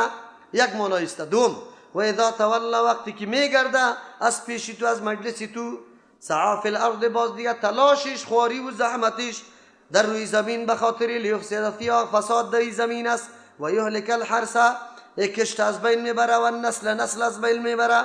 الله چی میگه؟ والله لا يحب الفساد، الله دوست نداره فساده. پس هر کس که فساد داشته باشه، ولو که هر کسی باشه، الله قطعی از دوستی نداره، اگر چلاف میزنه از ایمانی خود. حالی باید ببینیم کدام توجیهات یا کدام نقشه و ترسیمی که دین اسلام برای تربیه مؤمنا داره و کدام است. اسلام از ما خواهان عزیز است که انسان باید دو نظر نداشته باشه، قلب و زبان با هم موافق باشه. آن چیزی که در دل است امو در زبان باشه، آن چیزی که در زبان است امو در عمل پیاده شود. اتو نباشه که مردم فریب بیده، حقیقت دیگه چیز است. حقیقت دیگه چیز است. ما میبینیم یک تعداد مردم در مورد مسائل دنیا خیلی مهارت داره. برای تو میگه که ما آمدیم که اینی طوری این سرک آباد کنیم، که اینجا کلینیک کنیم، که این تو کارا را بکنیم، اما در حقیقت و در عمل تمام روز همی کارا را کرده رویسته. برای ما وعده داده شده که ما آمدیم که افغانستان آباد کنیم، چرا که جنگ زده است. چی زده است؟ جنگ زده. وقتی که شما آمده، اولین چیزی که بنیاد اقتصاد یک مملکت خوب مستحکم میسازه و مردم نیاز مبرم برای ازو داره، برق است. چی است بگوی؟ تمام فابریکه ها توسط کی میچله؟ برق. تمام مشکلات مردم که خیلی سهولت برشان حاصل میشه توسط کیست؟ او برق تولید توسط آب میشه. چی میشه؟ ببینیم در مملکت ما آب خیلی بزرگ و خیلی که کفایت برای تولید برق ما بکنه وجود داره یا نداره؟ بزرگترین که بند چی دریای آمو را بگذار، کوکچه را بگذار، فقط یک دریای کنر را ما در نظر میگیریم، خیر و خلاص. دریای کنر اگر کار سر شوه، نه تنها افغانستان بلکه پاکستان همسایه ها هم برق دادن میتونه یا نمیتونه؟ میتونه. امی قدر سرمایه ها که سرازیر شد، چرا یک پلان بند برق برای افغانستان گرفته نشد که کل مسائل ما حل میشد؟ ما حالی از تاجیکستان و ترکمنستان برق خریداری میکنیم. در افغانستان اینطور جاهایی وجود داره که بسیار به مصرف کم بند بسته میشه، به مصرف خیلی کم، و آنقدر زمین در تحت شابیاری میشه که هیچ پرسان نکن، ولی در یک جای در این مورد تصمیم گرفته نشده. چی کردن این مردم ها که داد از بازسازی و عمران و آبادی میزد؟ به مردم چی دادن؟ شما خبر داری؟ به مردم دو چیز داده. اول چیزی که دادن ماشینای کونه که آلی کار نمیده در اون مملکت ها، ماشینایی که تیل میخورد، او ماشینا را برای ما در اینجا در افغانستان روان کردن. برنامه های چی بود دیهاتی که شروع بدیم، کشاف دیهات، همبستگی ملی، قوما را میگفتن که الا چی میگویه؟ یک دانه ماشین براتان میگیریم، روان میکنیم. ماشین میداد، برای یک ماه تیلش میداد، که یک ماه بعد ماشین جای به جای استاد است. قیمتترین چیز در افغانستان چیست؟ تیل. چرا داد او را؟ شما خبر داره؟ او را به خاطر داد که اولادتان سرتان تلویزیون بگیره، که یک دفعه اولاد خورد عادت شوه به تلویزیون. حالی که برقی کلان رفت، ماشین کلان از بین رفت، حالی طفل گریان داره که تلویزیون چالان کن. پدر مجبور میشه، حالی خو برق نیسته، میره جنراتور میگیره، هر بگاه یک گیلان تیل، صرف به خاطر از اینکه فیلم یا سریال تلسی لعنتی را ببینه. به این خاطر با این خاطر این ماشینای کنی خودم سری تو فروخت، افغانستان قرضدار و زیر مورد احسان خودم قرار داد و پس سرمایه‌ام خودش میگره، هم بچه تا گمراه کرد، هم دختری تا گمراه کرد، هم زنی تا گمراه کرد، هم تو را گمراه کرد. توم در تلاش عزیزی زنه چی کنم؟ پخپلوگک ایره من دیگه چی کنم؟ میرم پشتی خواب میگردم، زنم اینم اینطور پشتی خواب میگردم. جنگ در بین خانه وار است. اونجا که مشاهده میکنه که ناز و نزاکت است و کی گپاسته، ایسا ما چطور زندگی را اختیار کردیم؟ بریم دیگه هر کس، زنم در تلاش همونطور زندگی است، مردم در تلاش همون زندگی است. به این خاطری کار کرد. در یک جای کدام برنامه زراعتی ما داریم، افغانستان آبی زیاد داره، بعد اول لمبر جایی که نهر است و پاک میشد، نهرهای جدید اختراع میشد. از شما سوال دارم، افغانستان در وقتی که هیچ چیز نداشت صاحب چندین فابریکه بود، سمنت مکمل در اینجا تولید میشد، ضرورت به مملکت همسایه نداشتیم. رخت تولید میشد، ضرورت به مملکت همسایه نداشتیم. مواد خوراکی ما در بیرون میرفت، برنج افغانستان نام داره، تا امریکا را چی میشد؟ صادر میشد. حالی کدام چی است؟ مواد خوراکی تان واردای کونی 20 ساله گدام نظامی پاکستان در موتومی همراه کرما. یک نهری ما جور نشده، جوی ما پاک نشده. درختای میوه که افغانستان داشت یک مملکت نداشت، کلش مواجه شد به خوشسالی و از بین رفت. چرا؟ هر دره ما یک بند قرقره یا خب اعمار کنن، نه؟ همین کل کابل آب میده، ضرورت نیست که قدر شما ماشینای برق چی او بازکار شما این چه قدر مصرف میکنه، چا میزنه. ذخیره کنه از طرف زمستان مکمل، در جای یک بند 2 بند بسازه، بعد از او به کل کابل آب بده که در خانه هر کس میوه درخت بود یا نه در کابل یا نبود. یک دشت شمالی چقدر است، هر دره بری خود. در غربند 2 دره داریم ما، یک دره آنقدر آب زیاد داره که پرسان نکو و بند بسته کردن آنقدر الله 2 طرف کور پایین کرده، بسیار جای تنگیسته و او طرف پشتی سر خیلی جای وسیع داره که بند خیلی قوی ساخته میشه. ما میگم که قدر بند قوی ساخته شده که در جهان نباشه و انشالله اگر او را اعمار میکرد، نه تنها کلی دشت شمالی تا کابل هم آب از او برسه، تا اینمی کابل بسیار به مصرف کم. اما یا این کارا را نکرده، در یک جای احیای یک چی را کرده، نهر یک بندی برق کرده، نکرده. مؤسسه هسته برای چیسته؟ تا یک کاولنگ و دای کندیر هم رفته، مؤسسه قرضه به زنا داده رویسته، زنا را کش کرده در میدان آورده، فقط در گوشش همی را پف میکنه چی دیو زده تا خدا غلام خدا کنیز برای از این جور کردی، معاشی تا از خود کو، باز بعد از او جواب بده. در می کابل شما بری بگردی که چند نفر زنش هی کرده از خانش، شما پرسان کنی اگر با 100 نفر در کابل نبود که زنش هی کرده، برو من تو را هیچ کار ندارم. اولش یک نفری نمینجا بود، من نمیگم دمی موقع گریان کرد بیچاره پیشی من، گریان کرد، از خانه کشیده شد زنش. این حالت ها آمده، در این حالت رسانده ما را.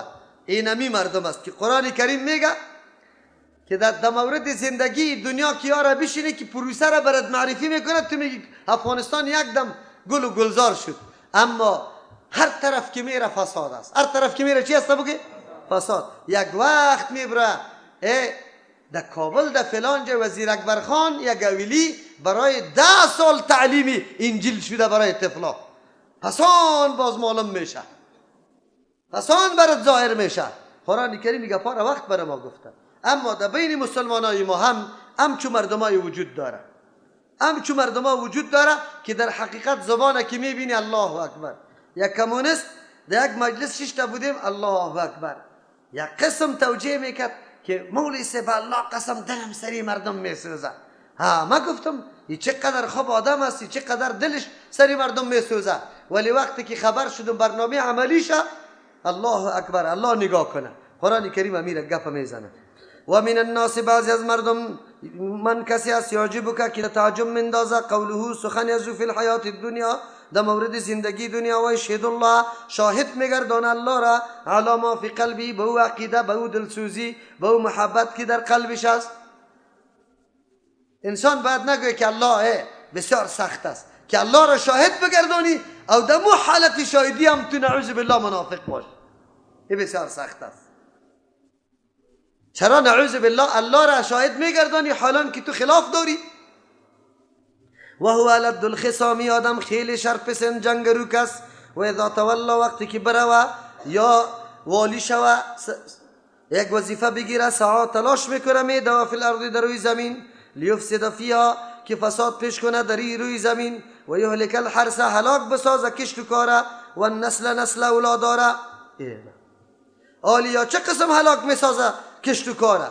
مسئله تجارت آلی در حد نهایت رسیده، دیقانی مردم در صفر است یا نه؟ دیقانا مکمل آلی رو آورده طرف شار. در کابل آلی جای پیدا نمیشه خانه. چرا؟ دیقانا مکمل زمینای خود اعلا کرده. چرا اعلا کرده؟ بگوی حاصلات یک جای را میگیره، اقتصاد در ضعف رسیده، یا تلاشش نمیسته که زراعت از بین بره. چرا؟ آلی صنعت که پیش میره خود به خود تو محتاج امو مردم است. محتاج استی، پیسه را پیدا کرده بیار بعد از او دوا تسلیم کن. امروز کلی پیسه ما را چین نمیبره؟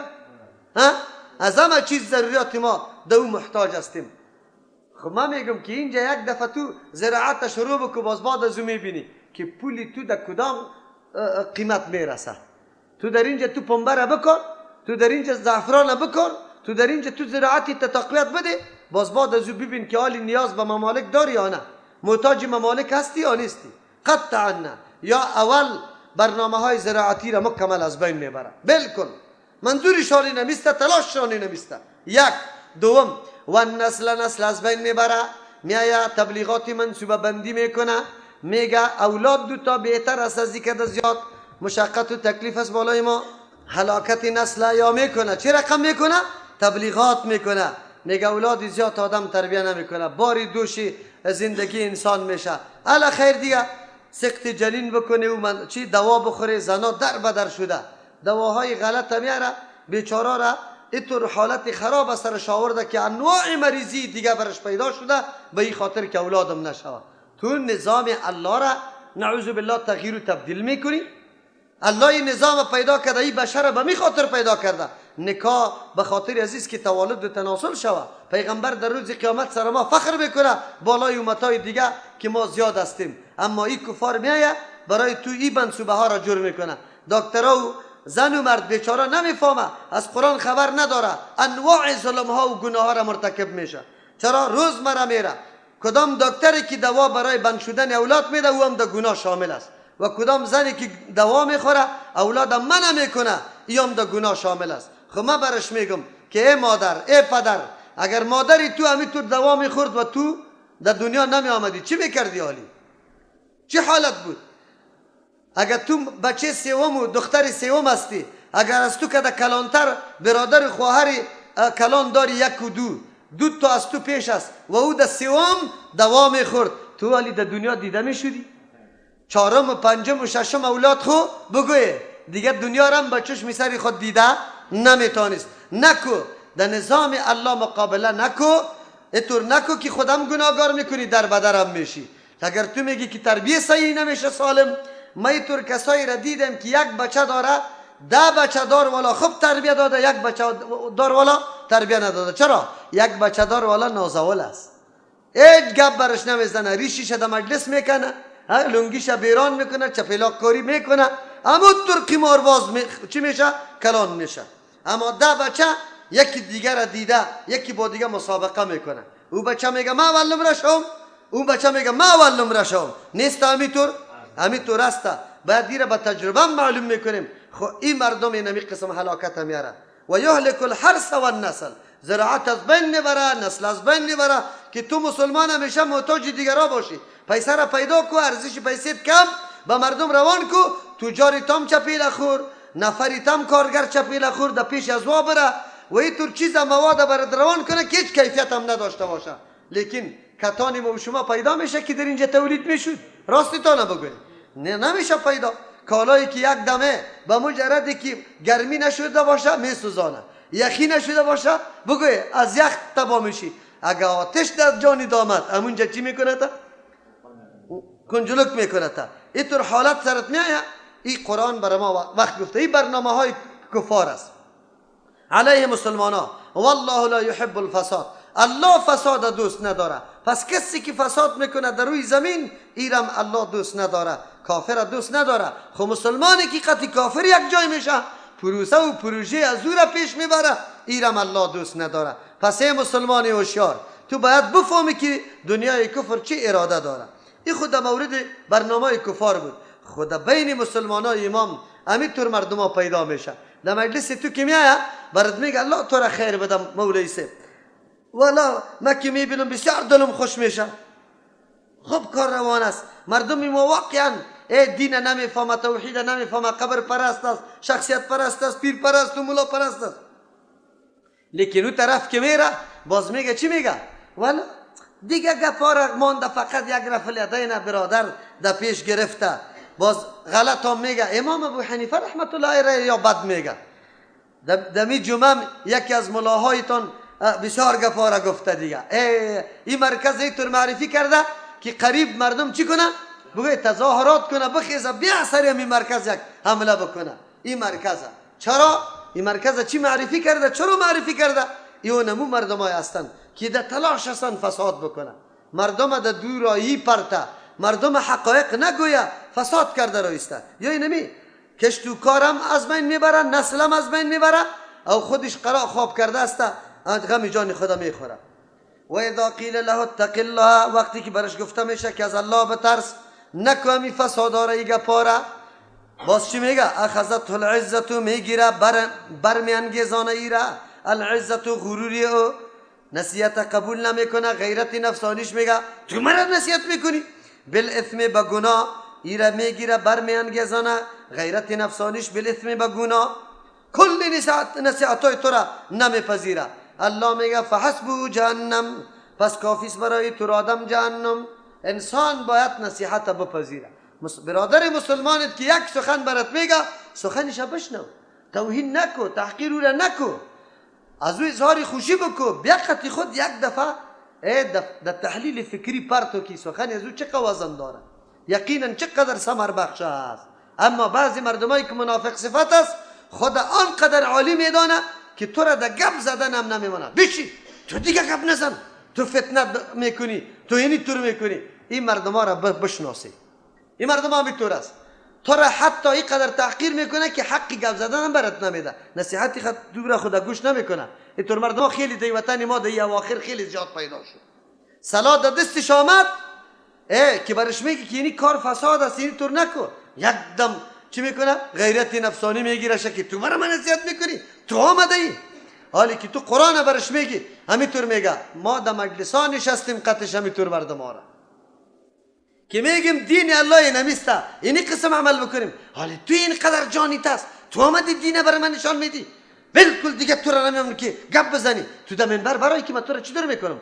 ما خبر دارم اینطور علما را که قماندان جبهه و منطقه برش گفته دیگه در منبر گپ زدن نمیتونی، از پیشش خط گرفته در پیش روی مردم عالم بند کردن.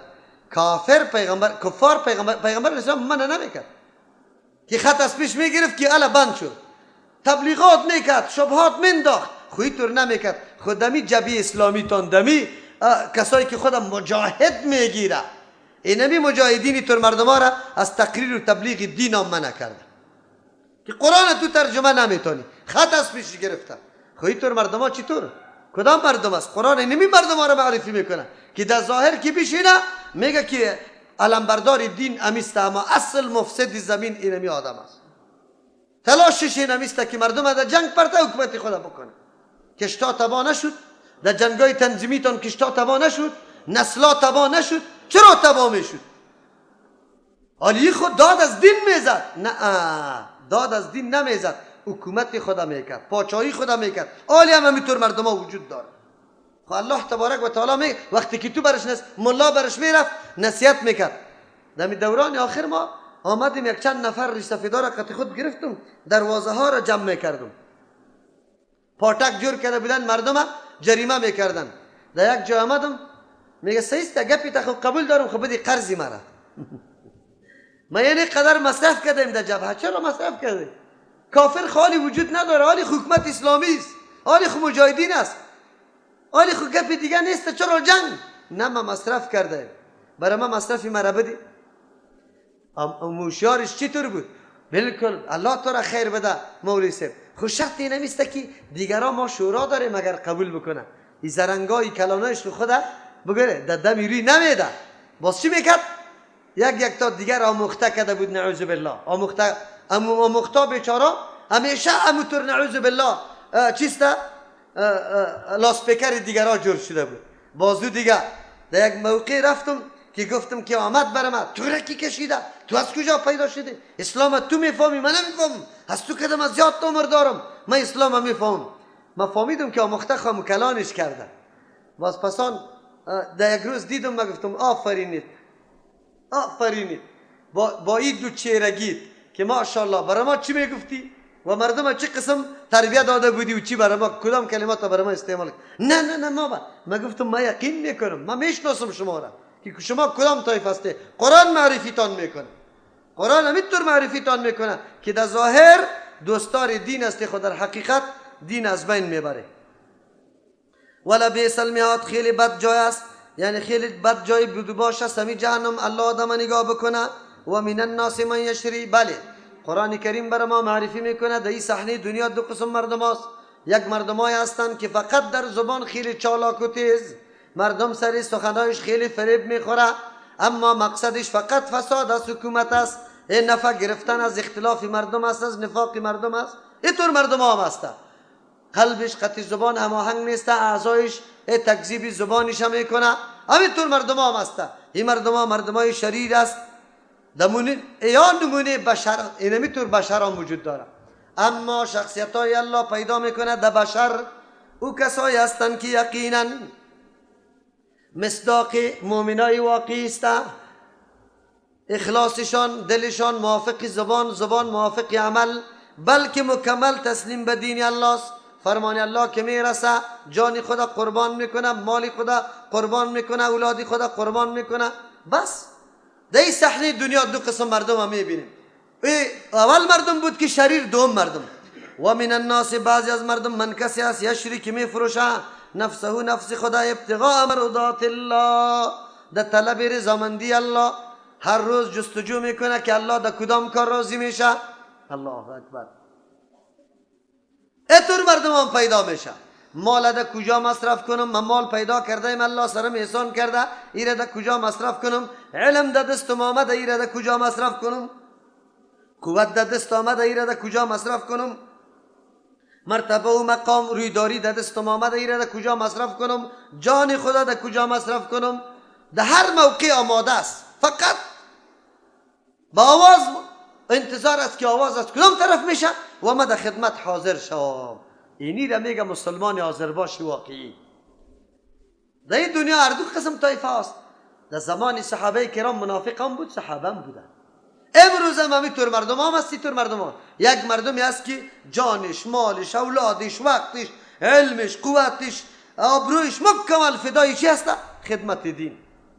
و این بر کس میاثر نمیشه. با کسی که میاثر شده بود شکر الله را زیاد بکشه که مال در جای درست میاثر میشد.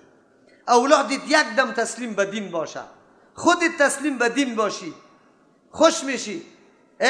خوش میشی که اوقات اولاد و خودت، خانوادت مکمل در خدمت دین تیر میشه. بچه دکتر است خدمت دین میکنه، انجینر است خدمت دین میکنه، ملا است خدمت دین میکنه، کسب کار است خدمت دین میکنه، معلم است خدمت دین میکنه، خموتر است در خدمت دین است، هر چیزش در خدمت دین. اینطوری مردم ها بسیار کم پیدا میشه و بعضی را الله همینطور توفیق میده یقینا که هر لحظه و ساعتش در خدمت دین است. همینطور مردم پیدا میشه. صهیب ابن سنان رومی شخصیتی است که خیلی مالدار هم است. زمانی که پیغمبر علیه السلام هجرت کرد طرف مدینه منوره، یا میمان آورده بود هجرت میکرد، کفار دمیرایش گرفت، نمیگذاشت که مهاجر شود. آخرش تعهد یا قراردادشان به این شد که مالی که داری مکمل بر ازیا تسلیم کنیم. صهیب رضی الله عنه کل مال خود تسلیم کفار کرد. خود تنها اجازه چی را گرفت؟ هجرت. اجازه هجرت چرا میگیره؟ یک کسی که پدری خدا میمانه، مادری خدا میمانه، اولاد خدا میمانه، یک کسی که برادر و خواهر خدا میمانه، خانه جور کردگی و تکلیف کشیدگی خدا میمانه. یا کسی که ملک جایداد زمین ایرا میمانه. یا کسی که آبرو و عزتی که در اینجا داره میمانه، مال خدا مکمل تسلیم میکنه، راه هجرت را پیش میگیره، تکلیف رنج مشقت اونجا برس، زندگی گواران برات مناسب میاثر نه و بالکل تیره یا تفنگ دشانه بگی پس علیه امی کفار بجنگ. این گپ یادی نیست. این گپ برای خود همینطور تسلیمی به نظام الله داره. خب بله در اون زمان هم بود، الحمدلله در این زمان هم پیدا میشه، همینطور مردم پیدا میشه. الله میفرمه و من الناس، بعضی از مردم، من کسی است یشری نفسه، که میفروشه نفس خدا، ابتغاء مرضات الله، برای طلب رضامندی الله. یکی از آیاتای استشهاد که برادری ما میگفت، میگه آیت قرآن پیدا که این همیسته نفس خدا میفروشه. در چی میفروشه؟ ترازو دست دکان است کسی میخره؟ نفس خدا میفروشه، فدا میکنه در مقابل دشمن، در سنگر تیر جور میکنه، خودت دال جور میکنه، سپر جور میکنه برای حفاظت دین الله، برای اقامت نظام الله، برای از اینکه مسلمان زندگی با عزت تیر بکنه. نفس خدا میفروشه. چقدر خوب که خریدار الله باشه. نفسی که الله برات داده پس از تو میخره. از این خاطر میگه والله رؤوف، الله خیلی مهربان ذات است. نفسی که خودش داده امور از تو پس میخره. الله اکبر. چیزی را خود الله برات داده بازم میخره. به کدام قیمت؟ قیمت هم میفهمی؟ اینطور قیمتی که قطعا دنیا را در مقابل از او بدی بازم پوره نمیتونه. در مقابل نعمت جنت کل دنیا را مردم بده، امکانات ازی است که بگیرشه. کافر میگه که من پس زنده شم دنیا را و به مثل دنیا دیگر را هم بدم، خو از عذاب نجات پیدا کنم، جنت هم نگیرم، تنها از عذاب نجات میشه؟ قطعا نمیشه. قرآن امیره میگه الله زیاد مهربان است که خودش وجود داده لیکن باز وجود خود است تو میخره. بالعباد، بسیار مهربان بالای بندگان خود است. ای بندگان خود نعمت داده، باز همون نعمت خودش به قیمت خیلی ای که هیچ تصور نمیشه میخره. چقدر ناز میده بنده خدا الله. وجود ما در اختیار کیست؟ عمر ما در اختیار کیست؟ مرگ آمده نیست یا نه؟ خب کدام مرگ مهم است؟ مرگی که الله او را خریداری کنه، الله او را بخره، او مرگ. عمر انسان بسیار قیمتی چیز است. من که میگم که عمر قیمت است، هیچ قیمتش پر نمیشه. چرا؟ الله میگیره. هر کسی که نمی قسم عمر، مال، مرتبه، مقام و جاه خود در راه الله مصرف میکنه، الله خریداریش است، الله میگیره. یا ایها الذین آمنوا ادخلوا فی السلم کافه. بله الله مردمی را پیدا میکنه که همین رقم مردم میباشه. از او خاطر حالی دعوت میده که منافقین با زبان بازی نمیشه، ایمانی واقعی بیاره. با زبان بازی نمیشه. این قمچینی پخته است که در فرق سر امام میخوره. ما در تذکیره دین خود اسلام نوشته کردیم. خدا چی معرفی میکنیم؟ مسلمان. آیا مکمل تسلیم هستیم؟ آیا اسلام شناختیم؟ اوجا میگیم، لاف میزنیم، من پیغمبر را دوست دارم، از میلاد دفاع میکنیم. و مردم طایفه پیدا شده که پیغمبر را دوست نداره. چرا؟ میلاد برش نمیکنه. خیلی خوب برادر محترم که پیغمبر را دوست داری، تو بیا یک دفعه امتحان بدی در زندگیت چقدر سنت های رسول الله را یاد داری، چقدر سنت های رسول الله صلی الله علیه وسلم عملی کرده. نمازت موافق طریقی پیغمبر است؟ دیگر خوب بگذار که تو لاف از محبت پیغمبر میزنی. بیای امی گپای سنبولیک و ظاهر فریبی را از بین ببریم، در عمل نمایان کنیم که یقینا محبت با پیغمبر داریم، یقینا محبت با دین داریم. برای ما دیده شود. عجیب است. نمازی ما چه قسم است، روزه ما چه قسم است، زندگی ما چه قسم است. ما تا حالی از زندگی پیغمبر آگاهی ندارم، از سنت پیغمبر آگاهی ندارم. چه قسم محبت با پیغمبر داشته باشم؟ قرآن امیره برای ما میگه یا ایها الذین آمنوا، کسایی که ایمان آورده دعوای ایمان نداره، تقاضای ایمان است. ادخلوا فی السلم کافه، داخل شوی. سلمم آمده، سلمم آمده. سلم صلح را میگه. ای مومنا داخل شوی کلیتان در برنامه صلح، در برنامه امنیت، در برنامه که یک دم هماهنگی و موافقت است. کافتن تمامی گروه، یک گروه بیرون باقی نمونه. الله میگه دین اسلام دین صلح است، دین امنیت است. دین هماهنگی و موافقت است. زبان و دل یک رقم است، دو رقمی نیست.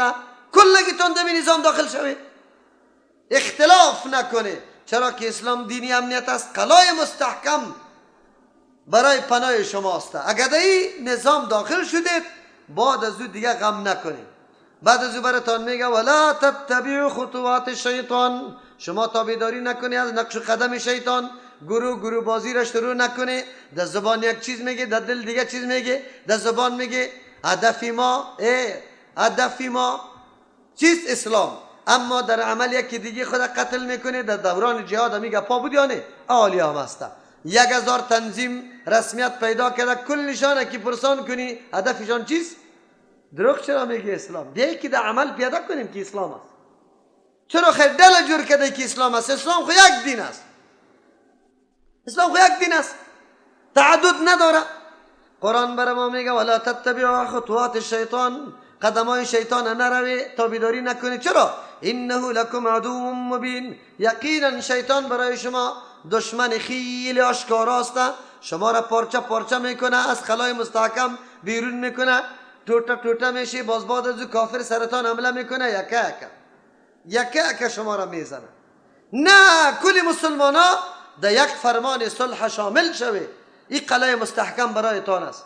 دین یکی است، قرآن یکی است، کتاب الله یکی است، قانون الله یکی است. بندگی یک الله را میکنیم. از کجا پیدا میشه که تو حنفی است و شافعی است و حنبلی است و فلان است و نقشبندی است و قادری است و سهروردی است و فلان است و چشتی است؟ کی پیدا کرده ایرا؟ پیغمبر پیدا کرده، صحابی پیدا کرده. بر ما پیش کنه نه؟ کدام سند داری در این مورد؟ یکیش میگه 4 طریقه پیدا شد. یکیش ابوبکری است، دیگه عمریت، دیگه عثمانی، دیگه علی. چرا نامش نمانده بود؟ بمون نام چرا معرفی نکرد؟ دیگهش میخیزه ملاست، یک ملاسته و مردم میگه و مردم مذاهب حق است. صحابه یکی از دیگه خود تقلید کرده بود. خیلی خوب. چی کرده بود باز؟ خصوصا حنفی های ما چی میگن؟ این فقه حنفی که هست بنیاد زیر عبدالله بن مسعود را در آنو گذاشته، کاری ده او. باز بعد از او قوت داده او را کی؟ بگه ابراهیم نخعی. باز بعد از علقمه او را دیگه آبیاری کرده. پس از او قوت داده او را ابراهیم نخعی. پس از او بازی را بگه دیگه در ثمر رسانده ابو حنیفه. درو میرویشه ابو یوسف و محمدی یا کرده. خیلی خوب. وقتی که تخم ابن مسعود را دلها گذاشته، چرا تقلید از ابن مسعود را دلها نمیکنی؟ ده موارد برات پیدا کردم که ابن مسعود را دلها یک قول دارد، تو خلافش هستی. چرا؟ حالی تخمش خوب کاشته باید از همون تقلید بکنی. گپ یا مزور بپذیری. علقمه و نخعی و ابو حنیفه رحمت الله علیهما بمانی. اول کس که کاشته پشت اول بره. دیگاری شام همینطور گپا را گفته بره. قرآن بر ما درس میده. آن چیزی را که الله از ما مطالبه داره امروز مسلمان ها خلاف از روان است. مسلمان ها دیگه طرف میگه الله میگه اسلام دین امن و صلح است. در این کلگی شامل شوه، بیرون نمانه. یک مانا سلم صلح. یا ایها الذین آمنو، کسایی که ایمان آورده، ادخلوا فی السلم داخل شوی در اسلام. کافتا دو ترجمه داره. کافتا در کل اسلام داخل شوی. ایتو نشوه که بعضی احکامی که مطابق مصلحتی تان است او را به سر و چشم میپذیره. بالکل اعلانایش هم پخش میکنه، در جای نوشتم میکنه. همونطور است یا نه؟ ولا تلقوا بایدیکم الی التهلکه را در جای نوشتم میکنه، در تلویزیون هم نشر میکنه. خو انما الخمر والمیسر والازلام والانصاب والازلام رجس من عمل الشیطان فاجتنبوه رم نوشته کنه. در اسلام مکمل داخل شوی. تو نیست اما آیتی که مطابق مصلحتی تصویر تبلیغ کو، دعوت کو، پشتر چاپ کو، اخبار بده و مجله را نصب کو در جای. خو لیکن آن چیزی که مصلحتت نیست تو را در یک جای نمیگی. و قرن فی بیوتکن، شما ازنا در خانه هایتان جابجا شده. ولا تبرجنا تبرج الجاهلیت الاولی، خدا ظاهر نکنی با مثل جاهلیت اولی وارد. کدام جای دیدی آیتا؟ یا آیتا کسی هم نمیبینه. الله از ما مطالبه میکنه. این در کلگی متعلق است. پیش تشریح براتون کرده بودم که ما خودی ما در زندگی فردی مکمل احکام اسلام عملی کردیم یا نه؟ کردیم؟ امروز عملی میکنم، این سنت است. قطعی مردم در کلا به کلام نماز میخونه، قطعی جنگ به جاغ هستم یعنی روزی که توی بچم برسه باز فیروزی قندوزی را میاری، بازی چی دین نیست. تا دین روز سری کلا قطعی بچه جنگ میکردی که نماز چرا به کلا میخوند. امروز حرام مرتکب استی نیستی، بیایی که قطعی الله مخادعه نکنیم. اگر واقعا مسلمان هستیم در کل زندگی خود مسلمان، در هر زمان در هر مکان مسلمان باشیم، کل احکام الله را بپذیریم. یک ترجمه است. دوم ترجمه اینا به خاطر میگه بعضی یهود اسلام آورده بودن اما تعظیم روز شنبه را در نظر میگرفتن. از او خاطر میفرماید ایها الذین آمنوا، کسایی که ایمان آورده افغانیا، ادخلوا فی السلم، داخل شوید در اسلام، کافتا به طور مکمل. رعایتای دینیا با وجدادتان در نظر نگیری که خیر است در اسلام هم داخل هستیم، لیکن عنعنه پدرای خودم از بین نمیبریم. کدام عنعنه است؟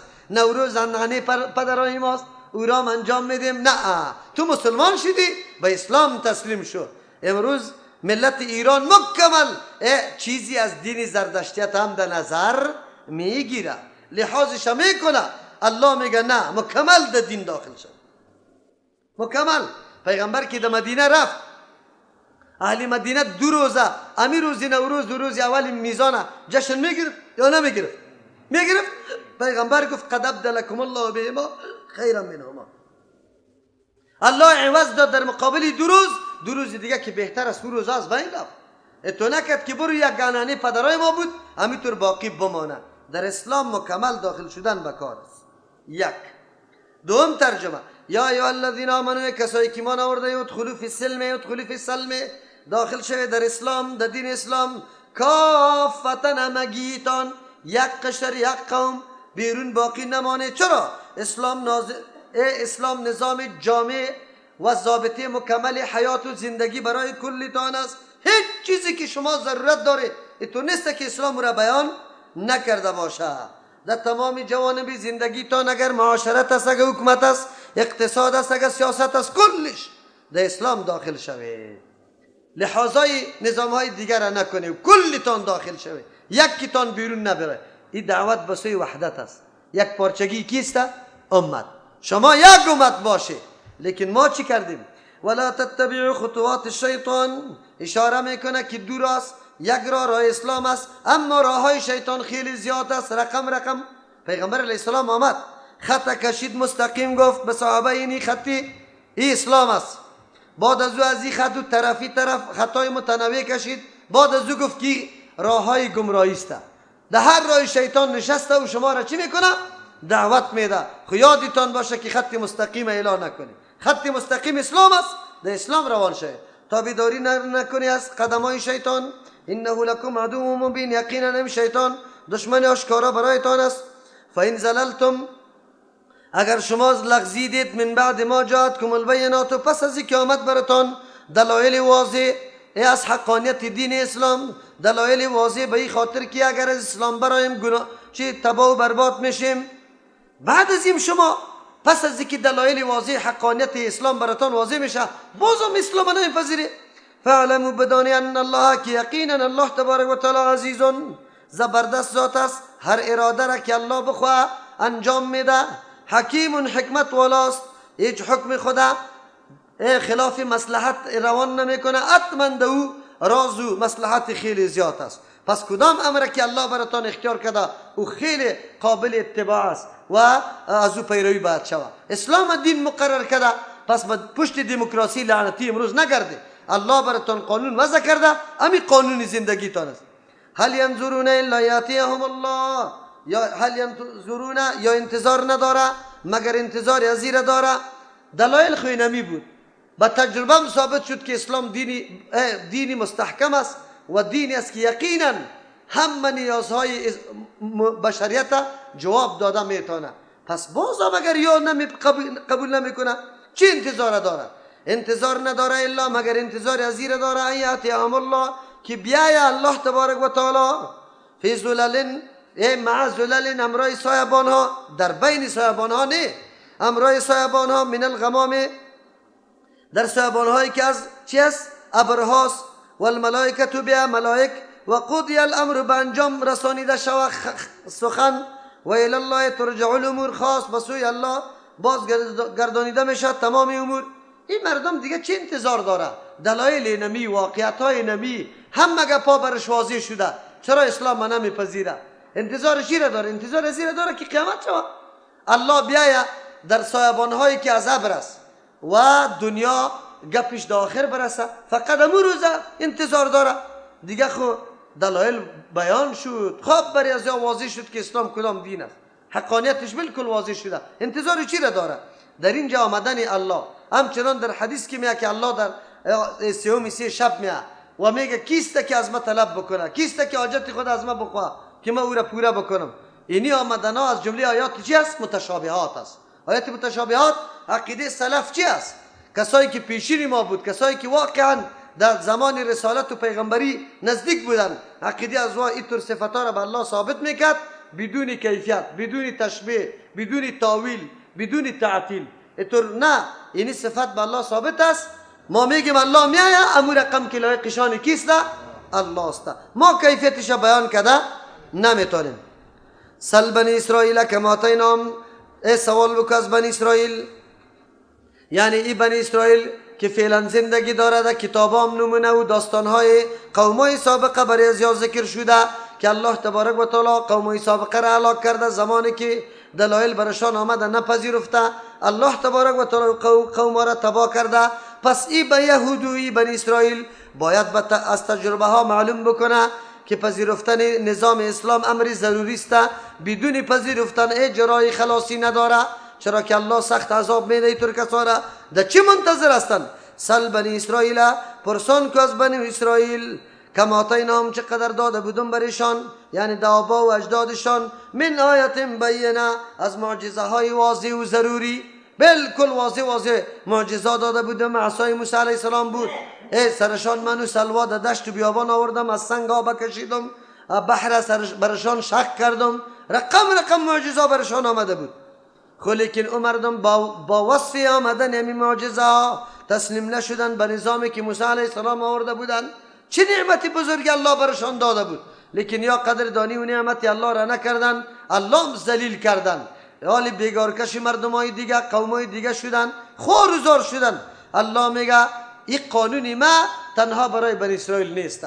هر کسی که اینمی قسم میکنه، نعمت الله را ناشکری میکنه، خصوصا بزرگترین نعمت که اسلام است، پیغمبر آمدنش نعمت بزرگ، نظامی که آورده این نعمت بزرگ است. حالی در تو را میگم دیوال تو بشنو، ما امت پیغمبر علیه السلام الله خطاب قرار میده کسایی که اگر نعمت الله را تغییر دادی، سرش عمل نکردی، بفهمی که به سرنوشت بنی اسرائیل تو مبتلا میشی. با تاسف که امین معامله قطما فعلا شده. نعمت الله که قرآن و حدیث بود، ایره در پشت سر انداختیم. آل دیگه آرای مذهب برای ما وحی آسمانی گشته، از او دفاع میکنیم، یکی دیگر را بد میگیم و او را از دین خارج میدانیم، لعن و طعن برش میگیم. از او خاطر الله ما را ذلیل کرده، محتاج و ما زیر فرمانی با دارای شرق و غرب شدیم. خیر و خلاص این وعده الله است. الله قانون مانده. چی رقم قانون مانده؟ و من یبدل نعمت الله، کسی که تغییر میده نعمت الله را، یعنی الله ایمان اسلام نظام برش روان میکنه برای سرفرازی از او که عمل سر از او بکنه، سرفراز شوه، کامیاب شوه. لیکن این مردم همون نظام میگیره، او را سرش عمل نمیکنه، پشتی قانون دموکراسی لعنتی گشت رایسته، او را میاره در وطن خود حاکمیت برش میده، مردم از او دفاع میکنه. چی میگه تفسیر اگرای ما؟ دموکراسی لکدار نشوه. چی هست که لکدار شوه؟ او آرا و نظریات 4 تن که خواهشات نفسانی، از خواهشات نفسانیشون بعضی مواد جور کرده، او رست تو میگی قانون الله را گذاشتی، قرآن هیچ دقیقش نیستی، حدیث پیغمبر خو فراموشی کلگی شده، حالی نعمت الله را تبدیل میکنی. من بعد ما جاءته، پس از که برش آمده، فإن الله شدید العقاب، یقینا الله سخت عذاب دهنده است بندگان خدا در صورتی که قانون الله را، نعمت الله را شکر گزاری نکنه، حتما در عذاب مبتلا میکنه. ما در عذاب مبتلا هستیم، وطن اسلامی ما زیر فرمان کفر باشه، الا قطار تیر میشه، زن ولادت میبری قرار انتظار است، در راهها ولادت میکنه، در سرحد نمیرسه. چرا؟ بگوی قطار تیر میشه. قطاری کی؟ برای چی تیر میشه؟ او مسلمانی با غیرت، آیا وطن تو دفاع کرده نمیتونی؟ دنیای کفر بیا وطن تو رو نگاه بکنه؟ کلا. چرا این مردمی تور شدن؟ که قرآن و حدیث مانده در طرف دیگه میروه، علت و انگیزی زیر بیان میکنه. زین للذین کفروا الحیات الدنیا، مزین کرده شده برای کسانی که کافر هستند زندگی دنیا برشان خیلی اهمیت داره. از امو خاطر مردمان اعوذ بالله تاخت و تاز میکنه، مسلمان ها را توهین و تحقیر میکنه. چی رقم؟ و یسخرون، مسخره میکنه، من الذین آمنوا، بالای مؤمنا. امیال هم یک تعداد مردم مادیات پرست، شما که در ترجمه میای چی میکنه؟ ریشخند میزنه، میگه مردم بیکار هستی. تبلیغی ها را مردم بیکار میگه نمیگه؟ بیکار هستن، گشته رایسته. نمیفهمه که در یک رفتن 3 روزی از تو یک دفعه برو، باز بعد از که چقدر تغییر در وجود خودت پیدا میشه، اونجا باز برات معلوم میشه. ما تبلیغی ها را مکمل رد نمیکنیم. خب بعضی اموری که یقینا در اسلام قطع امرش تضاد است، او را بیان میکنیم. اما عمل کردی از یا رفتنی از یا این گپی خوب است. تو 3 روز برو، باز برات معلوم میشه که در دنیا چی گپ است، اسلام کدام دین است و چه قسم آمده، اونجا برات واضح میشه. حال هم مردم هست کسایی که در دین چنگ میزنه، مردم سرش ریشخند میزنه. و یسخرون من الذین آمنوا، چرا؟ یاد مادیات و دنیای خود مست هستند. مالدارا همینطور میکنه، مردمای دیندار مورد مسخره قرار میده. والذین اتقوا، الله میگه خوی مردم نمیفهمه. امروز کشوفش دنیا بلدینگوی تو بالا خوب داری، سری مسلمانا ریشخند هم میزنی. روزی فرا میرسه که همین مردم مومن که در مسجد میرفت کالای غریبانه داشت، کشوفش، تکبر، غرور، این گپا را نداشت، اونجا باز میبینی که در کدام محل و در مرتبه قرار داره. والذین، و کسانی که اتقوا، خدا نگاه کردن از کبر، غرور، از نعوذ بالله بیدینی، فوقهم، بالای همین مردمای مادیات پرست میباشه یوم القیامت، در روز قیامت. والله یرزق، مادیات دنیا قابل افتخار نیسته، او این سبب نمیشه که دیگران را تحقیر و توهین کنی. خیر است که حالی تو موتر لکس داری، حالی طور نکو که قدر بدوانی که خاکباد کنه به مردم، در دندی آب بزنی که به مردم آب با چی شوه. حالی آمده ای به مردم نشان میدی همسایه در عین خواب رنگ کده نه، آیستایی کده. اگر کسی قدر رعایت‌ها را یاد داشته باشه میفهمه که 11 بجه است، همسایه خواب کرده، قرار خودش تا میشه، موبایل و تاله درونی اتاق میزنه، چیستا زنگ پچک میکنه به خاطر که اذیت به همسایه نشوه. اوی که میایه آرنگاه میکنه که 20 همسایه خبر شوه که فلانی خان موتر داره. الله چی میگه؟ والله یرزق من یشاء، الله روزی میده به کسی که الله بخواه. الله که میخواه بر کس روزی میده، کسی را زیاد میده، کسی را کم. این مایه افتخار نیست، مایه افتخار است که عمرت در چی چیز تیر میشه. والله یرزق من یشاء، الله روزی میده کسی را که بخواه، بغیر حساب. دو معنا داره، بغیر حساب، به حساب، یک قدر میده که شمار نمیشه، یک معنا. یا میده روزی را که اونجا در آخرت قطش محاسبه نمیکنه. قطی کدام مردم محاسبه نمیکنه الله که روزی برش داده، به شرطی که رزق الله را در جای مناسب مصرف کرده باشه. مال داده، خود تو در جای مناسب مصرف کردی، الله برات موقع زمینه خوراک داد، خود در جای مناسب. بله خورده نکردی، خب بعد از خیست عبادت الله را کردی، خب آب زدی، چیزای میوه را خوردی، لیکن بعد از او دعوت دین هم کردی. از او طور چیزا محاسبه نمیشه، الله باز از پیش حساب نمیگیره. در غیر از او که نعمتهای الله را استفاده کردی و هیچ عبادت الله را انجام ندادی، ان الانسان لفی خسر، انسان در چیست؟ تاوان است. الله از پیش سوال میکنه. کان الناس امه واحده، حالی بر ما بیان میکنه که مردم در اوایل چه رقم بود، اختلافات از کجا بروز کرد، الله پیغمبران را برای چی روان کرده و راه اختلاف از بین بردن کدام است. در اینجا الله تبارک و تعالی این موضوع را مکمل بر ما ترسیم میکنه. چه رقم؟ کان الناس امه واحده، بود مردم یک جماعت، یک ملت بود. اونجا نه نفی بود، نه شافی، نه مالکی بود، نه حنبلی، هیچ کس نبود. یک مردم بود، یک مسلمان بود.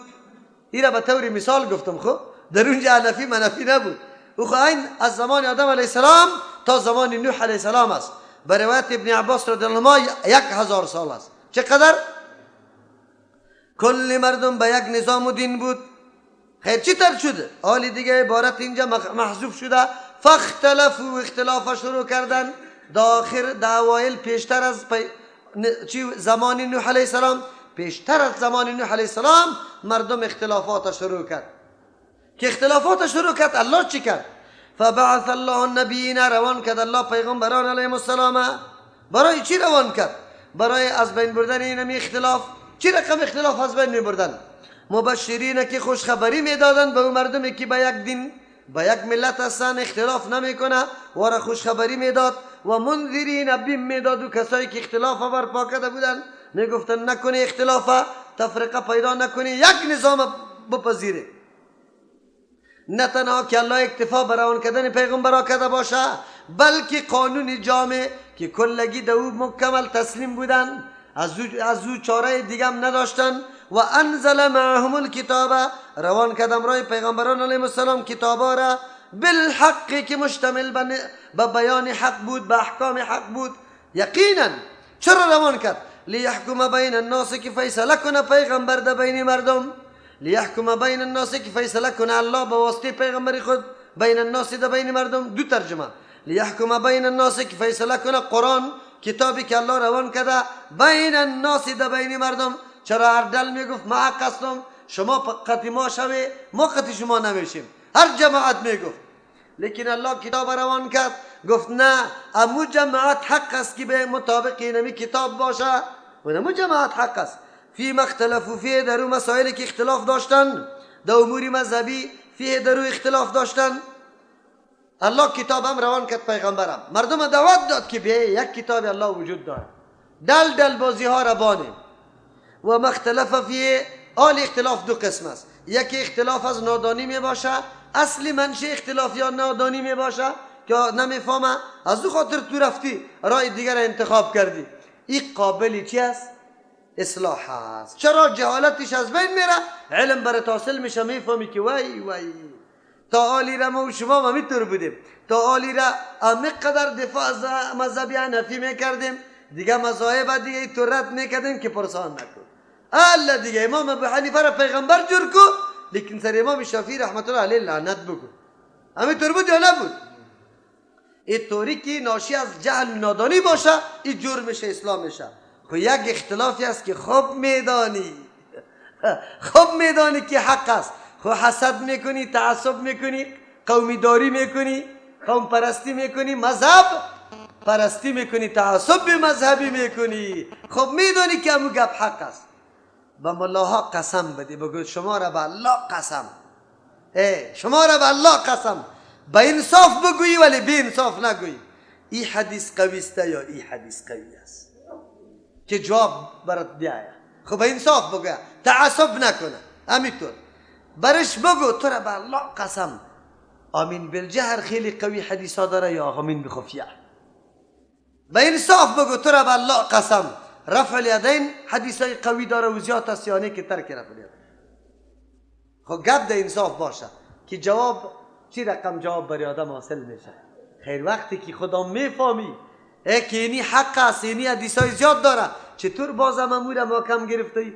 در کل عمر یک دفعه سری حدیثی مخالف عمل نمی کنی. معلوم شد که تو کدام را محکم گرفتی؟ بنابر تعصب طرفداری میکنی. اگر طرفداری نباشه حقایق بالکل واضح است. قرآن میگه و مختلف فی، اختلاف نکردن دی الا الذین، مگر او کسانی اختلاف کردن او تو که برشان کتاب داده شده بود. یعنی طور چیزی موجود بود که اختلاف از بین ببره، لیکن باز هم امی مردم اختلاف کردن. من بعد ما جاءتهم البینات، و پس از که آمده بودن برایشان دلایل واضح موجود بود، کتاب موجود بود که اختلاف رفع بکنه، لیکن رفع نکرد. چرا؟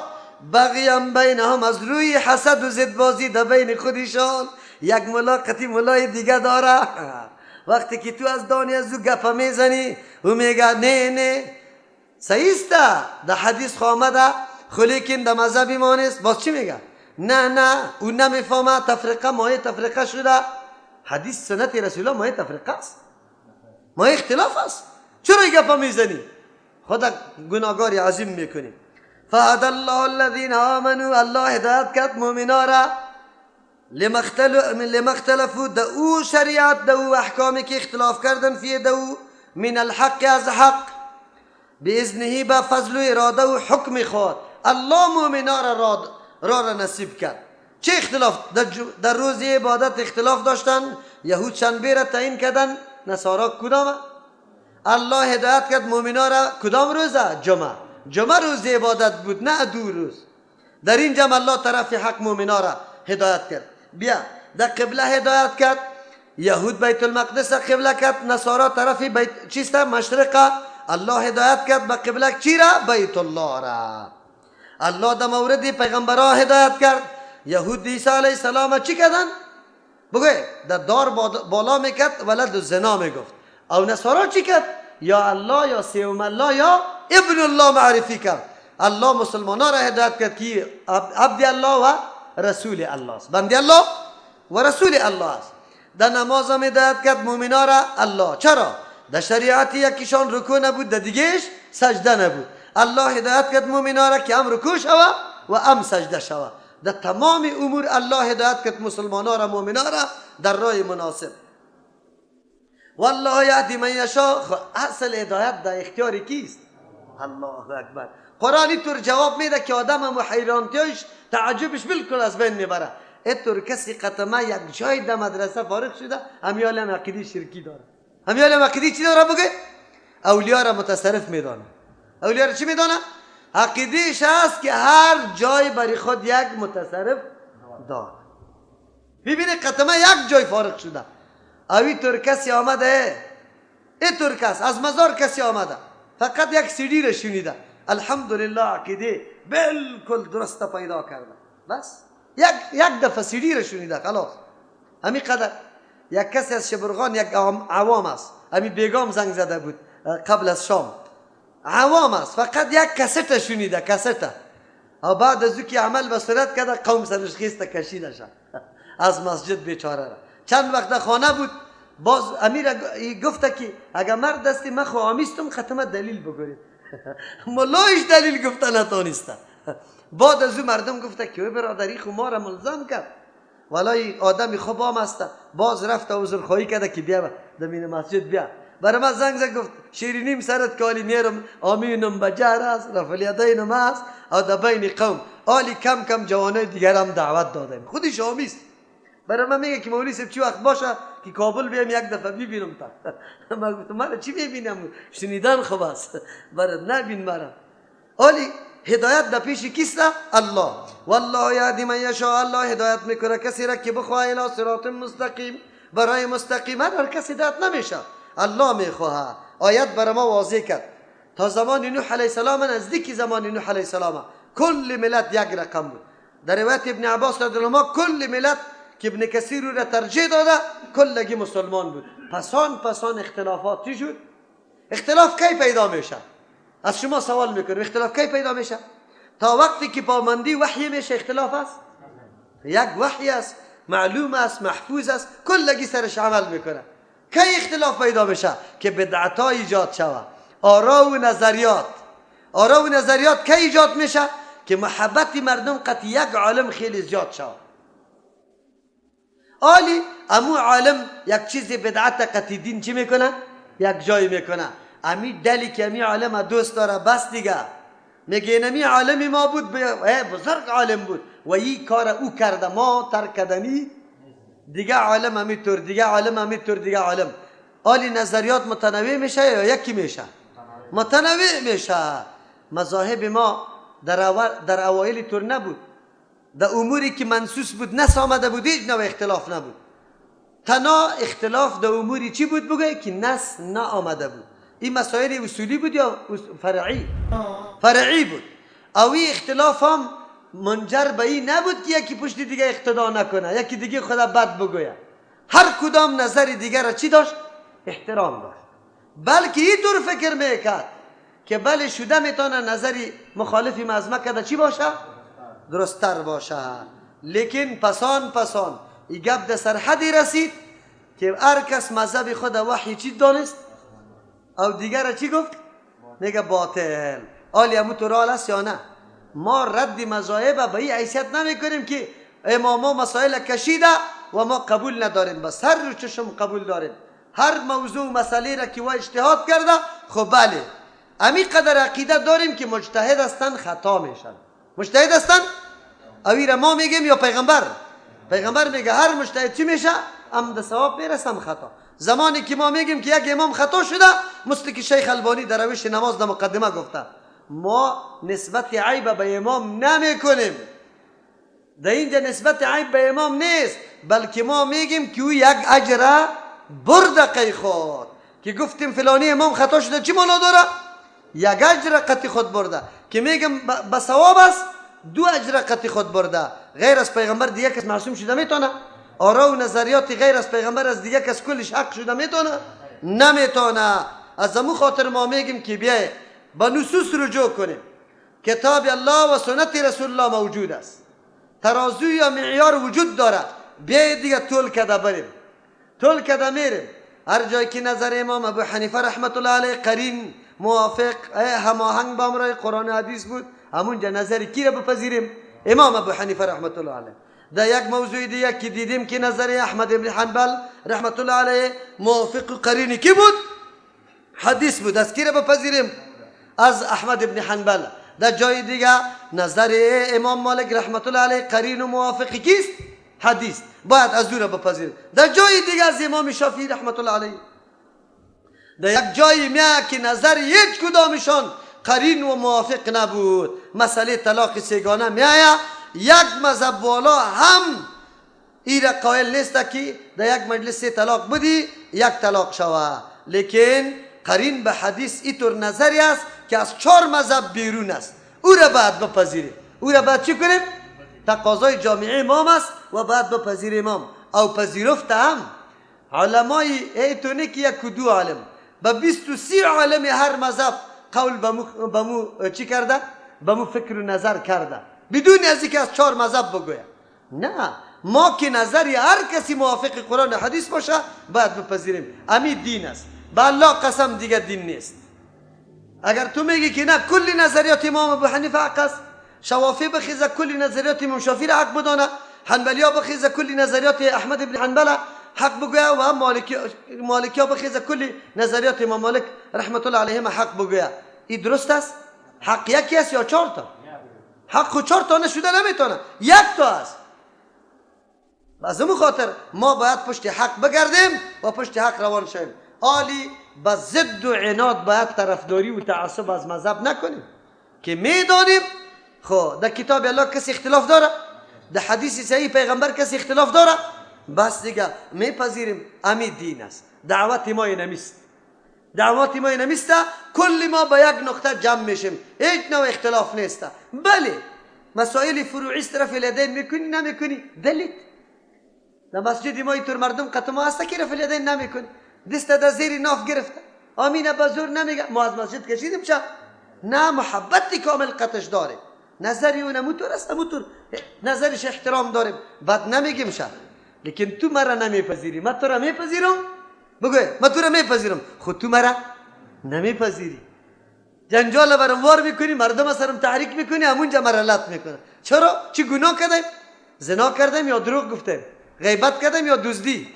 عمل رسول الله صلی الله علیه وسلم، سنت رسول الله را عملی کرده. تو بگو دیگه مولا صاحب و روز قیامت به الله جواب داده میتونی؟ شاید جواب داده بتونی، تو خیلی زورآور هستی. ام حسبت من تدخل الجنه، الله علی برتون میگه امتحان میکنه تونه. سلفی شدن، ما که سلفی میگم این معنی نداره که یک تنظیم است برادرها، یعنی ما به منهج سلف که روان میشیم، حالی دیگه طرفداری و تعصب از یک مذهب خاص نمیکنیم. اینی را میگه دعوت به سوی قرآن و حدیث میدیم. تنها به گفتن جنت کمایی کده میتونیم؟ نه، تا وقتی که در مسجدها قطی چپلق زده نشوی. صحیحه؟ پدر عاق نکنه تانه، یک دفعه قوم اعلان کنه که مرده و زنده و شما جدا. اینطوری که پاکی آمد باز شما سلفی واقعی میشه. خب در غیر از اون نمیشه. چرا نمیشه؟ الله میگم حسبتم آیا شما گمان داره ان تدخلوا الجنه که در جنت داخل شوه، ولما یاتیکم تعالی نامده برتان مثل الذین، حالات او کسانی که خلو پیشتر شده، من قبلکم پیش از شما که پیشتر شده حالاتی از ما سرتان آمده. چه حالتا بود که سرشان آمده بود؟ مستهم الباسا، رسیده بود برشان تکالیف مالی، آنقدر اقتصاد ضعیف شد که هیچ ده بیگا و سبا نداشته. مردم هم کاری قرض براتان نمیداد. چرا نمیداد؟ به خاطری که تو را میگفتی از مذهب برآمده از مذهب برآمده، ندی چیزا. و برای تکالیف بدنی محنتا سرتان محنتا رسیده بود برشان. و زلزلو، جنبانیده شده بودن، آنقدر پای در زمین نمی چسبید از روزگار، از صحت، در بدر خاک بسر شده بودی. تا او وقت حتی یقول الرسول، تا ای که پیغمبر میگفت والذین آمنوا معه، او کسایی که ایمان همراه پیغمبر آورده بود چی میگفتن؟ متی نصر الله. سخت حالت خیلی سخت میشد، میگفت نصرت الله کی است؟ دیره بی وقت بود که الله آواز میداد الله خبردار، این نصر الله قریب، نصرت الله نزدیک است. شما همت از دست نده، بله دین ما دین تکلیف است. اتو نیست که تو توحید بیان کنی مردم دا گردنت گل پرتا، اتور نیست. تو بیا به بسیار دلسوزانه قرآن باز کو. قرآن اما قرآنی که هر روز تلاوت میکنه، شروع کو بگو الحمدلله، تشریح کو معزی ایره، تشریح کو. کل صفتای کمال مخصوصی کیست؟ کل صفتای کمال مخصوصی کیست؟ قادر مطلق کیست؟ حاجت روا و مشکل کشا کیست؟ باز بگو که حاجت روا و مشکل کشا که یک الله شد، شاید و شمشیر علیه رحمه. مشکل کشا و حاجت روا شدن نمیتونه، یکی دیگه خدا میتونه سعی میکنه. چی میگه؟ بخیزی یه آدم پیدا شده برادر، اولیاء را قبول نداره اولیاء را به الوهیت قبول نداره، جار و جنجال غال مغال میخیزه، حیران میمانی. قرآن در پیش روی سعی کو که از اون طرف قمارباز بیا که برای که ولی چریت میکنه قمارباز که او قمار میزنه، دین ایش نمیشناسه، در مقابلت میخیزه.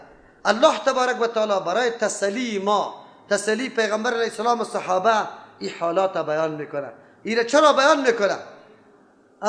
ایره در زمانی بیان میکنه صحابه در جنگ خندق بود، حالات خیلی ناگوار بود، یقینا روزگار خراب بود، نان نفقه وجود نداشت، حالت کل دنیا ناتوار جمع شده بود حمله سری مدینه منوره. تعهد و قرارداد امی گروه های جنگی امی بود که نام اسلام دیگه نعوذ بالله از نقشه زمین میورداریم. و منافقین یهودی مدینه هم توافق کردن امرای کی؟ احزاب. پیغمبر علیه السلام سخت در حالت سختی قرار داشت، خصوصا که خبر شد که یهود هم دست قطع از یکی کرده. بسیار ناگوار وقت بود. قرآن خودش یاد میکنه که جنگ احزاب کدام سختی ها سری صحابه آمده بود. پیغمبر علیه السلام و صحابه گفت که چی وقت یا رسول الله نصرت الله؟ گفت می قدر به می قدر گفتن میگی که البته در جنت داخل شد. مردمای سابقه در یکیش آورده میشد، اره در فرق سرش مانده میشد تا 60 پای اره میشد، دون نصف میفتاد، لیکن از عقیدهش کسی او را گشتانده نمیتونه. شما همینطور داخل میشی؟ نه، صحابه درک کرده بودن که ما کدام ملت هستیم. پذیرفتن این عقیده چی ثمراتی داره؟ اول ثمرش نمیسته عاق کردن پدر، دوم کشیدن خانه، سوم مهاجر کردن، پنجم در زیر چی؟ ریگا خواندن و لط کردن، ششم از همه نعمتها و لذتهای دنیا بالکل محروم شدن. برو بخیر. اینی حالتا را میفهمیدن که دین اسلام اینی حالتا را داره. امروز برای ما و شما هم امی درس است. اگر به دین واقعی قرآن و حدیث پس رجوع میکنی، ایره بدانی برادرم که تو به می قسم چیستا در جنت داخل نمیشی. تو یک سلسله مشکلات در پیش نظر بگی، میای سرت آمده نیست، روز دی فرا برسه که شو تا صبح گریان کنی که یا الله چی جرم دارم. و هم اقارب دشمن قطعی تو باشه، اقارب قریبت، ماما، کاکا، بابا، یه مردم تو را بد بگوید. روزی فرا میرسید، پدری ما که می آمد در جنازه رفته بود، برش می گفتم جنازه شده، الاسقاط شد، کلاکی خود تو واری نیست، ملا 1000 روپیه خود در جیب خود زد. یعنی تو والدیم چی میگفت؟ بچه این دیگه ملاست یا یک تو ملاستی؟ دیگه ملا هم هست یا نه؟ ولی یا دیگه هم سبق خونده یا نخونده؟ خب والده بود دیگه. میگفت او 8 خاله داشتم، 7 خاله که می آمد گریان میکرد باز. خور زاده مردم تو را اینطور میگم. ما در جنگ هستیم، بسیار زور میده. خب باز مردم چی میکنن؟ کسی که دوست داشته باشه در پیش شما که میشناسه که شما پیش مولوی متوکل میری، باز اونجا چی میکنه؟ یک دو به ما میزنه. میزنه به خاطری که تو را در رنج مندازه، تو را در تکلیف مندازه. این حالت آمده. ولی یقین به الله بکنه که اونجا آدم درک میکنه که محمد رسول الله صلی الله علیه و سلم دعوت دین چه قسم داده، چه تکلیفا و مشقتها را تیر کرده. ما خود در جامعه اسلام هستیم، اگر 20 مخالف داریم 2 تا بگوی طرفدار هم داریم، ولی وا به جان او شخصیتی که یک نفرم قطعش نبود که امی قدر بگوید که گپ حق میزنه. اونو وقت قدر دین برای انسان معلوم میشه که واقعا دین همونطور نآمده در اینجا. دین بسیار مردم ها تکلیف کشیده، جان خود قربان کرده، مال خود قربان کرده، وقتی خود قربان کرده، خوی دین آبیاری کرده، در ثمر رسانده. به ما هم ضرورت است، در می عصر به ما و شما هم ضرورت است که دین الله را آبیاری کنیم. احیای قرآن و سنت، کتاب الله را و سنت رسول الله را در جامعه خود رشد بدیم، زنده کنیم، مردم متوجه ازی بسازیم و بگویم که دینی که سلف داشتی نمی رقم بیای پشتی امو آرا و نظریات مردم نگردیم، بگذاریم بلی اون نظری که موافق قرآن حدیث است به 100 صورت چشم قبول داریم، اما اینطور نمیگیم که هر نظر قابل قبول است. قرآن برای ما تسلی میده، او بزرگترین تسلی است. یقینا انسان وقت مواجه به مشکل میشه و این آیات بخوانی، باز خو میگی سرما خو اینطور حالت نامده که من رش شده باشم، سرما خو کمترین تکلیف آمده، خیر است الله تیر میکنه. خو من میگم زندگی انسان که امیر رقم فراز و نشیب نداشت لذت داره؟ قطعا لذت نداره. اما دینم لذت نداره، یقین بکن که همینطور تکلیف آدم نکشه. قرآن امیر بر ما میگه ام حسبتم ان تدخلوا الجنه، آیا شما گمان داری که داخل شوید جنت؟ ولما یاتکم، در حالی که نامده برایتان، مثل الذین، حالات ناگواری او کسانی که خلو پیش تیر شده، من قبلکم پیش از شما، بلکه شما منتظر هم حالات ناگوار داشته باشه. چرا؟ کسی که دین حق میپذیره از او دفاع میکنه اتمن رو برو میشه. مستهم الباسا، رسیده بود برای قومای سابقه که پیش از شما تیر شده بودن لیکن راه حق اختیار کرده بودن، دین حق، رسیده بود برشان الباسا، تکالیف مالی، سختی مالی، یعنی فقر، فاقگی سرشان آمده بود، دست خالی داشتن. امروز از موحدین هیچ چیزی نداره یقینا. و الضراء، رسیده بود برشان تکالیف بدنی، محنتا و زحمتا، رنج بودن. صحابه کرام چی رنجا را دیدن؟ هجرت کردن، جهاد کردن. و زلزلو، جنبانیده شده بودن در زندگی. مردم که میگه در زندگی خود سر ما بسیار برم حرکت داده شد، بی پای شدم که قطی پای گرفتن نمیشود. حتی یقول الرسول، تایی که میگفت پیغمبر، والذین آمنوا معه، کسایی که ایمان آورده بود امرای پیغمبر، هر کدامشان دست و تو آمده بود، دیگه حوصله باقی نمانده بود. میگفتن متی نصر الله، کی است امداد الله تبارک و تعالی؟ در مطر حالتا به امداد الله آواز میدادن. چرا؟ سرنوشت بسیار خراب میشد. الا خبردار ان نصر الله، یقینا نصرت الله، الا ان نصر الله، یقینا نصرت الله قریب نزدیک است. یعنی نمی راه است برای پیروزی، تکلیف و مشقت، فقر و فاقگی سرطان بیاید، ایمان و جهاد سبب راه نصرت است. الا خبردار ان نصر الله قریب، نصرت الله نزدیک است. چرا؟ نصرت الله در ایمان و جهاد است. ایمان و جهاد شما پرورش بده، بالکل شما کامیاب میشه. یا محنت و بلا کشیدن، یا صبر و ثبات اختیار کردن، یا توجه به یک الله. زمان برسه که تو دیگه چاره نداری، کسی را امداد کننده، طرفدار، پشتیوان پیدا نکنی، یک دم توجه طرفی کی پیدا شود؟ یک الله. اونجا نصرت الله می آید. بعد از اون نصرت الله می آید.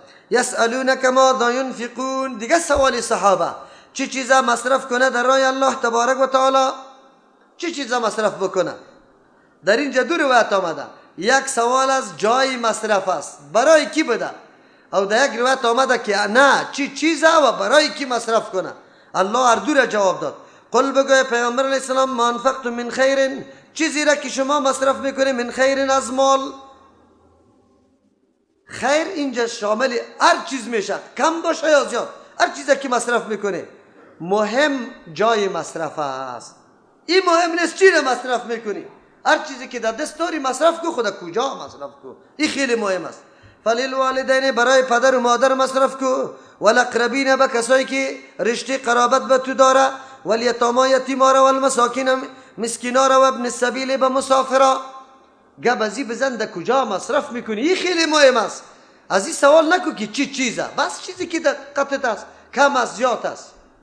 از همون خاطر الله تبارک و تعالی بعد از او میگه که هر کاری خیر میکنی، از این سوال نکو، سوال به این بکو که در کجا مصرف کنم. این خیلی اهمیت داره. قرآن درس داد که ما باید تلاش بکنیم که مال ما کجا مصرف شود. مصرف خو خیلی زیاد میکنه، مسابقه سیرت هم میگیره. مالدارا و تجارای ما حتی به اول نمره بگوی موتری که قیمتی چند 20,000 دلار و 30,000 دلار داشته باشه برای از او میده. چرا که تو تاریخ وفاتو بگوی پیدایش پیغمبر علیه السلام خواب یاد داری، در ظاهر حلیش هم میبینی امی آدمی که اول نمره شده که یک حرکتش هم به سنت رسول الله صلی الله علیه وسلم برابر نیسته، خودتن تاریخی چی را یاد داره؟ وفاتو بگوی مرگ از پیدا شدن دیگه. اینی قدر جایزه برش میده، اینی قدر جایزه. مصرف خو میشه، خود در کجا شود قرآن بر دادرس میده. فللوالدین، برای پدر و مادر مصرف کو. دوا کار دارد، تو دوا برش نمیاری، دلش به گوشت گوسفند میشه نمیاری، دلش به میوه های گوناگون میشه، لیکن تو یک روز از پیششان سوال نکردی که چی چیز در دلت میگرده. ای پدر جان، مادر جان، تو در خانه افتاده هستی، در بازار نمیری، میوه ها را نمیبینی، خامخا در دلت چیزی میگرده. در افغانستان حق پدر و مادر داده میشه؟ قطعا نمیشه. بری از پدر و مادر ریشتفید سوال کنه که بوجیار از شکایت پر کرده، با مجرده که تو بالش بشینی شروع از شکایت از سنو از چی است بچه است، هست یا نیست؟ خب قرآن میگه فللوالدین، به پدر و مادر مصرف کو اول. بعد از او برات میگه والاقربین، کسایی که رشته قطعی تو داره، همشیریت است، برادریت است، کاکایت است، مامایت است، خالیت است، خالزادیت است، بچه کاکاست، دستی گدایی را به مردم دراز کرده، نوکری مردم کرده رایسته، او تو بالا باد کرده رایستی. وارا چیزی نمیدی، لیکن وکیل صاحب و حاجی صاحب و سرمعلم و مدیر صاحب کلگیر هر روز کارتای ختم روان کرده رایستی، اینجا دعوت داده رایستی، 2 پیازه را سرش خورده رایستی. چرا؟ قرآن برات چی آدرس میده؟ مولا صاحبی ما در سر منبری را گفته تقریر کرده، نمیکنه تقریر. باز دیگه پنجشنبه چی میگه؟ گم کدم یک پنجشنبه شکم خوب چرب میشه. حاجی صاحبان برش میگه الله خیر بده، بسیار خوب آدم است. والا باز دیگه را چی میگه؟ نه خیر است، یک حاجی دیگه هم پیدا شده، او هم دیگر پنجشنبه ختم میکنه. باز چی میگه؟ دیگهش بر چی میگه؟ این از طرف صبح نگیری مناسب خوب، این از طرف پیشین بگی، 2 تا را باز یک دفعه کی خورده میتونی، حل نمیتونی. اگر آمد برات باز بگو که بعد از پیشین باشه. اما تو راست یا نیست؟ اما تو راست. قرآن آدرس میده که در کجا مصرف شود. بعد از او برات میگه والیتاما، کسایی که سرپرست نداره تشریح کرده، دیگه ضرورت به تشریح نیست. والمساکین، کسایی که ضرورت داره یقینا که نه کار است، نه روزگار است، نه پول است، نه درآمد. و ابن السبیل، مسافر. باز الله برات میگه چی سوال داری چی چیزا مصرف کنم؟ و ما تفعلوا، هر چیزی که شما انجام میده، من خیر، از کاری که موافق شریعت باشه، اگر نفقه و صدقه مال باشه، علم باشه، آبرو باشه، عزت باشه، قوت باشه، خود رای الله باشه و خیر باشه، هر چیزی که باشه، فإن الله به علیم، یقینا الله سرش علم داره، ضایع نمیشه. ادناترین گپی حق که میگی، امر بالمعروف میکنی، یک دانه سنگ از راه دور بکو، الله سرش علم داره و الله ضایع نمیکنه اجرتا. چی سوال داری که چی چیزا مصرف کنم چی چیزا نه؟ پشتی سر می الله. اونجا با سوال از این میشه که چی چیزا مصرف کنم؟ الله میگه قل العفو، چیزی زاید داده برو، چی سوال داری؟ سوال از این بکنی که در کجا مصرف شود. انشاءالله پشت سر بر ما میاد که کسایی که در راه الله مصرف میکنه مثال یو آدم چی رقم است. کتب علیکم القتال، فرض کرده شده بالای شما جهاد، و هو کره لکم، یقینا نمی جهاد ناپسند است، یعنی در طبیعت شما زشت است، لکم برای شما. چرا؟ در اینجا خود از بین بردن مال، از بین بردن وقت، ضایع کردن در نظری ظاهری برات معلوم میشه. طبیعت انسانی جهاد خوب نمیبینه. چرا؟ نفس ما همیشه میگه راحت در کوچا بشینم، ارکندیشنم چالان باشه، نان هم دیگه کس برم بیاره، دست مرم چی بکنه؟ دیگه کس چیسته بشویه. نه اینی رقم باشم خوش هستم. خو الله کی را دوست داره؟ کدام قسم زندگی را دوست داره و چه قسم زندگی را الله دوست داره؟ الله میگه کتب علیکم الصیام، قتال فرض کرده شده، مقرر کرده شده علیکم بالای شما، القتال حکم جهاد، و هو کره لکم، زشت است به طبیعت شما برای شما. و عسا ان تکرهوا، بسیار کرد، ان تکرهوا شما زشت میدانی، شیئا یک چیزی را، و هو خیر لکم، او برش در حقیقت واقع بهتر می باشه برای شما. و عسا ان تحبوا شیئا، بسیار کرد شما دوست داری یک چیزی را، و هو شر لکم، در حقیقت واقع و بد می باشه برای شما. والله یعلم، میدانه الله حقیقت و حال اشیا را، و انتم لا تعلمون، شما نمیدانی. پس با خیریت و خوبی یک شی حکم کرده نمیتونه. قرآن بر ما میاد اینجا چی میگه الله تبارک و تعالی؟ اجازه جهاد داده شد در سوره حج برای مسلمان ها. بعد از جهاد داده شد که در ماهای حرم هم باشه که و تعرض میکنه شما مقابله بکنه. اینجا حکم جهاد آمد که فرض کرده شده هست بالای شما. خب اگر چی در ظاهر نظر طبیعت شما ایرا یک کمی زشت میدانه، خوی زشتی طبیعی است. دو قسم زشتی است، یکی طبیعی یکی شرعی. زشتی طبیعی چی را میگه؟ دکتر برات شربت نوشته کرده، خو شربت آنقدر بدمزه است که هر چی که میکنی همین نفست قبول نداره. خو بنابر گفته طبیب دکتر تو را چی میکنی؟ میخوریشه. اینمی نه قبول کردن یا شربت بد دانستنی کدام طبیعت چی زشتی است؟ بگوی بد دانستن است؟ بد دانستنی طبیعی است. در بیرون امر توی را بد نمیدانی، چرا دکتر برات گفته سبب شفایت میشه، از دو خاطر تو با میزشتی خودم امیر میخوری. در این قسم احکام اسلام هم دو قسم است، یکی بد دانستن شرعی است، یکی طبیعی است. بد دانستن شرعی او را میگه که تو سرش عمل نمیکنی، انتقاد سر الله میکنی. مثل که آلی زن بگوید که الله چرا حجاب فرض کرده، مرد بگوید که الله چیست چرا نماز فرض کرده. این قسم انتقاد اعتراض میکنی، این را میگه زشتی شرعی که در شریعت تو این را زشت میدانی. یکی طبیعت است، طبیعت این را زشت میدانه. یقینا برو خود قدم مرمی در مقابل دشمن یک دم به ما سرت میفته و تو بازم مبارزه بکو، خو میموری. طبیعت انسانی را قبول نداره. قرآن کریم در یک نکته همه سوالات جواب داد. یک مرتبه الله گفت بسیار کرت میشه که یک چیز در ظاهر برای تو خوش نباشه، در حقیقت خوب باشه. و بسیار کرد یک چیز در ظاهر برات خوب است اما در حقیقت خوب نیست.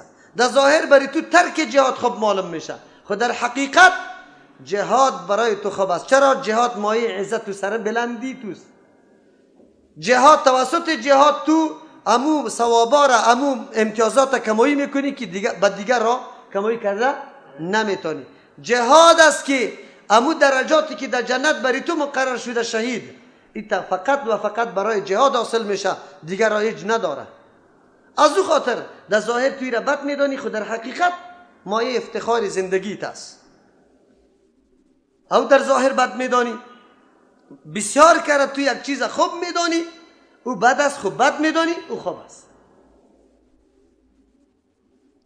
بعد از الله به طریق اجمال گفت که والله اعلم و انتم لا، الله علم داره. اشاره میکنه به یک قاعده، مهارت انسانی یا زیرکی و هوشیاری انسانی چقدر است؟ محدود است یا بی نهایت است؟ خیلی محدود است. مهارت انسانی حتی کار نمیتونه که سبا و دیگه سبای خود سنجش کنه و بالکل امو رقم واقع شود، موافق واقع شود.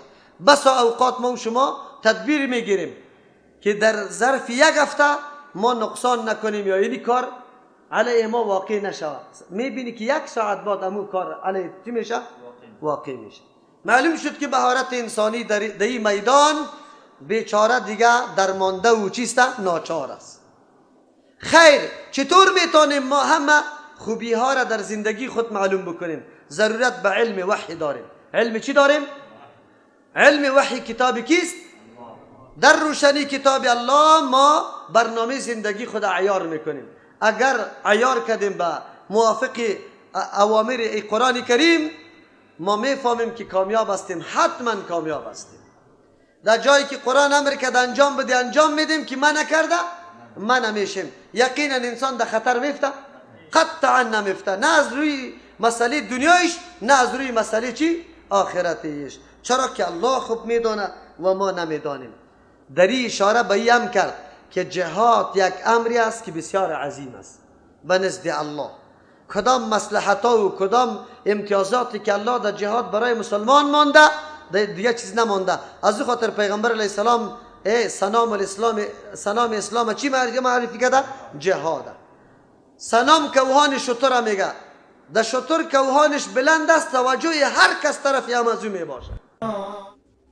از همون خاطر وقتی که انسان سرش سوار میشه اینطور فکر میکنی که من در بلند منزل هستم. در کجا هستم؟ بلند منزل. اگر جهاد موجود بود مثل که در بلند منزل است، همه چیز زیر مراقبتت بود. کدام ملتی که جهاد در او زنده است زندگی عزتمند داره یا نداره؟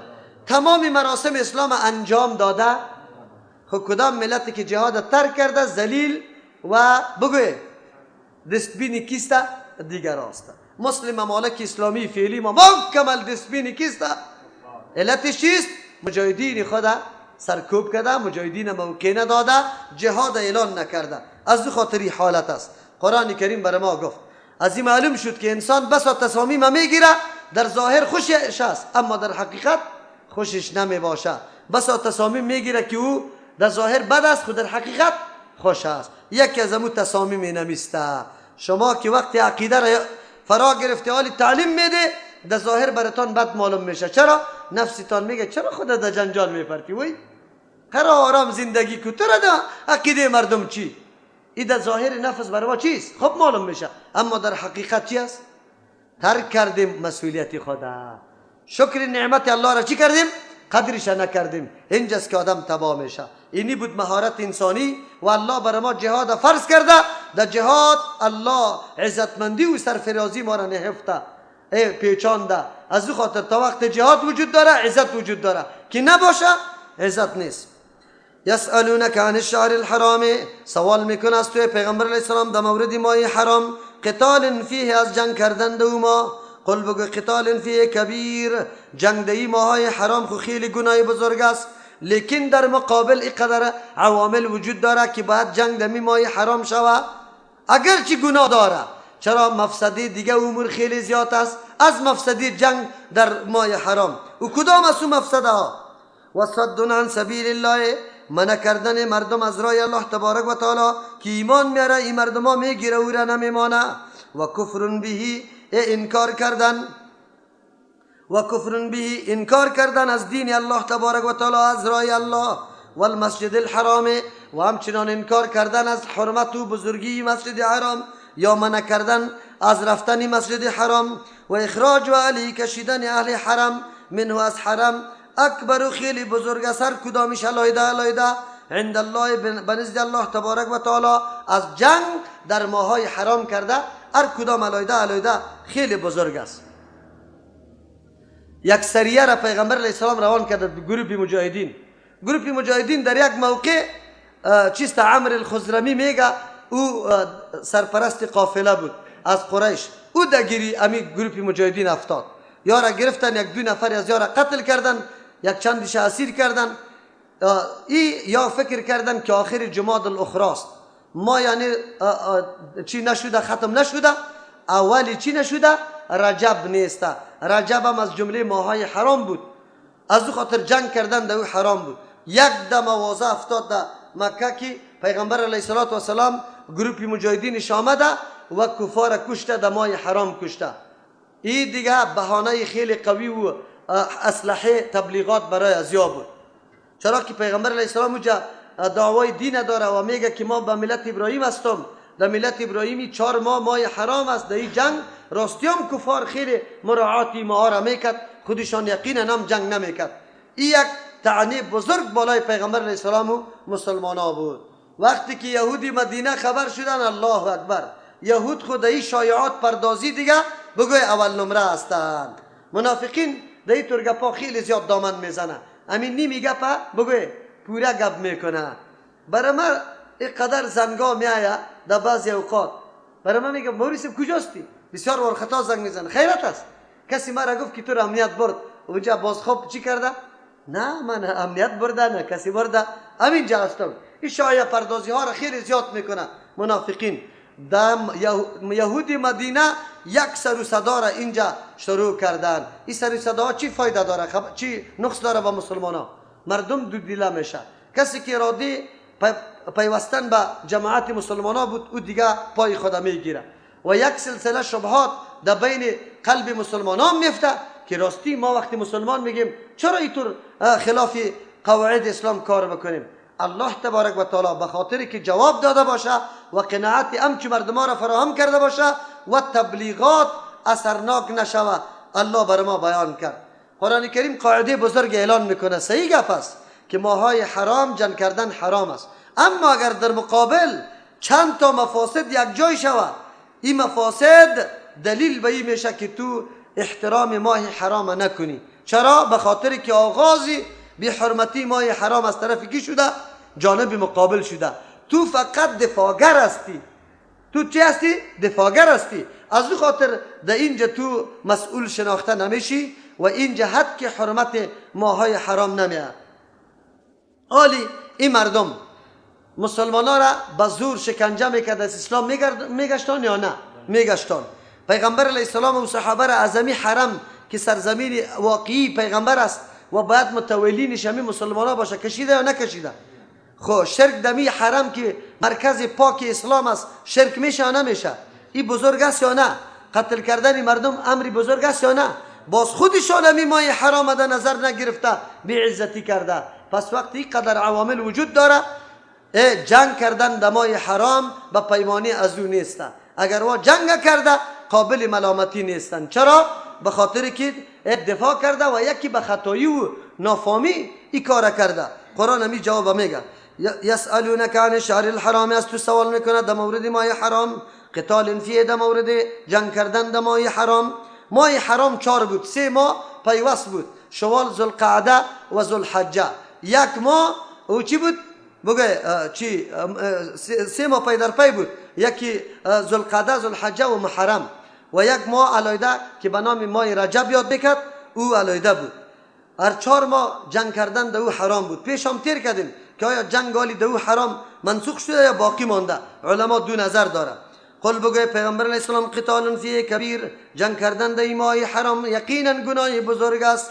و صد عن سبیل الله، لیکن منع کردن از راه الله تبارک و تعالی. این جواب الزامی میگه کسی که ایمان اراده ایمان نداره، شما نمیگذاری که آدم ایمان بیاره، منع میکنی از راه الله. و کفر به، انکار کردن به راه الله، یعنی تبلیغات میکنی که راه الله غلط است، دروغ است، دیوانگی است. یا و کفر به، ناشکری و ناسپاسی همی نعمت دین الله. یوم و المسجد الحرام، منع کردن از مسجد حرام. و اخراج اهلی، کشیدن اهلش، که پیغمبر علیه السلام عامرین واقعی حرم است و کشیدن اهلش منها از حرم اکبر و خیلی بزرگ است، هر کدامش عند الله، بنزد الله، یعنی از جنگ کردن ماهی حرام کرده. والفتنه اکبر من القتل، فتنه باز معنا داره شرک، خیلی بزرگ است از جنگ کردن کرده. در این سرزمین پاکی ابراهیم خلیل الله را برای موحدین آباد کرده، شما اینجا شرک میکنه، این خیلی بزرگ گناه است از جنگ کردن در ماه حرام کرده. یا والفتنه، بزرگ گردانیدن مسلمان ها طرف کفری خیلی بزرگ است از جنگ کردن در این ماه. ولا یزالون یقاتلونکم، الله اراده تصمیم کافرها را بر ما بیان میکنه. قرآن بیان میکنه این کافرها این اعتراضا و این چیسته انتقادایی که داره به خاطر از این نیست که یا احترام حرم قبول داره یا به خاطر احترام حرم انتقاد میکنه. انتقاد از یا فقط شبهه را در دل مردم پیدا کردن است که مردم ایمان نبیاره، مثل که آلی شبهه ها را مردم پیدا میکنه. نعوذ بالله. چقدر گپا را میزنه. یکی از برادرها برای ما گفت که مولوی صاحب تو خو اماما را دو دشنام بیدی. من گفتم کجا؟ در کل تقریرای ما پیدا کو که من امام دو دشنام داده باشم. باز بعد از خودت مرا اعدام کو. امیر سفیدار هم همینطور گفتم.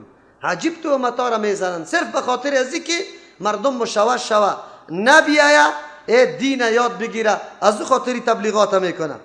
ولا یزالون همیشه هستن یا یقاتلونکم قتی شما جنگ داره حتی یردوکم تا ای که شما را برگردانند دینکم از دینتان ان استطاعوا اگر توانایی و طاقت پیدا کنه. کفار همیشه اینمی آرزویشان است. امروز هم همین کفار تلاش داره که مسلمان ها را برگردانه طرف یهودیت و نصرانیت. چرا؟ اگر مسلمان ها آرام زندگی کنه، قوانین اسلام در اینجا نافذ بسازه، امنیت در منطقه حاکم میشه، مردم دنیای دیگه صمیمیت و امنیت میبینه، کلشان رو به چی میاره؟ اسلام میاره.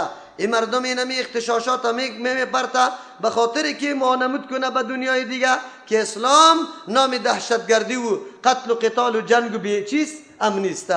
از او خاطر ای کارا میکنه. و من یرتدد منکم کسی که مرتد میشه باز میگرده از جمع شما هم دینی از دین خود نعوذ بالله فیموت پس میموره و هو کافرون در حالی که عقیده کفر داره. فاولئک اینمی طور مردم حبطت اعمالهم برباد شده عملایشان فی الدنیا در دنیا و الاخرت در آخرت. و اولئک طور مردم اصحاب النار ملازمین آتش است هم فیها اینمی مردم آتش خالدون همیشه هستند. جزای مرتد بیان کرد. کسی که از دین برمیگرده دنیا خو تلاش میکنه که مسلمان طرف کفر برگردانه مرتد شوه، الله علی جزا را هم بیان میکنه که گپ یادی نیست که کسی مرتد شوه. ارتداد دو قسم جزا داره، یکی در دنیا یکی در آخرت. در دنیا خو پیغمبر علیه السلام میگه من بدل دینه فقتلوه، حدیث بخاری شریف است. کسی که دین خود تغییر میده بس قتل بکنه. چرا؟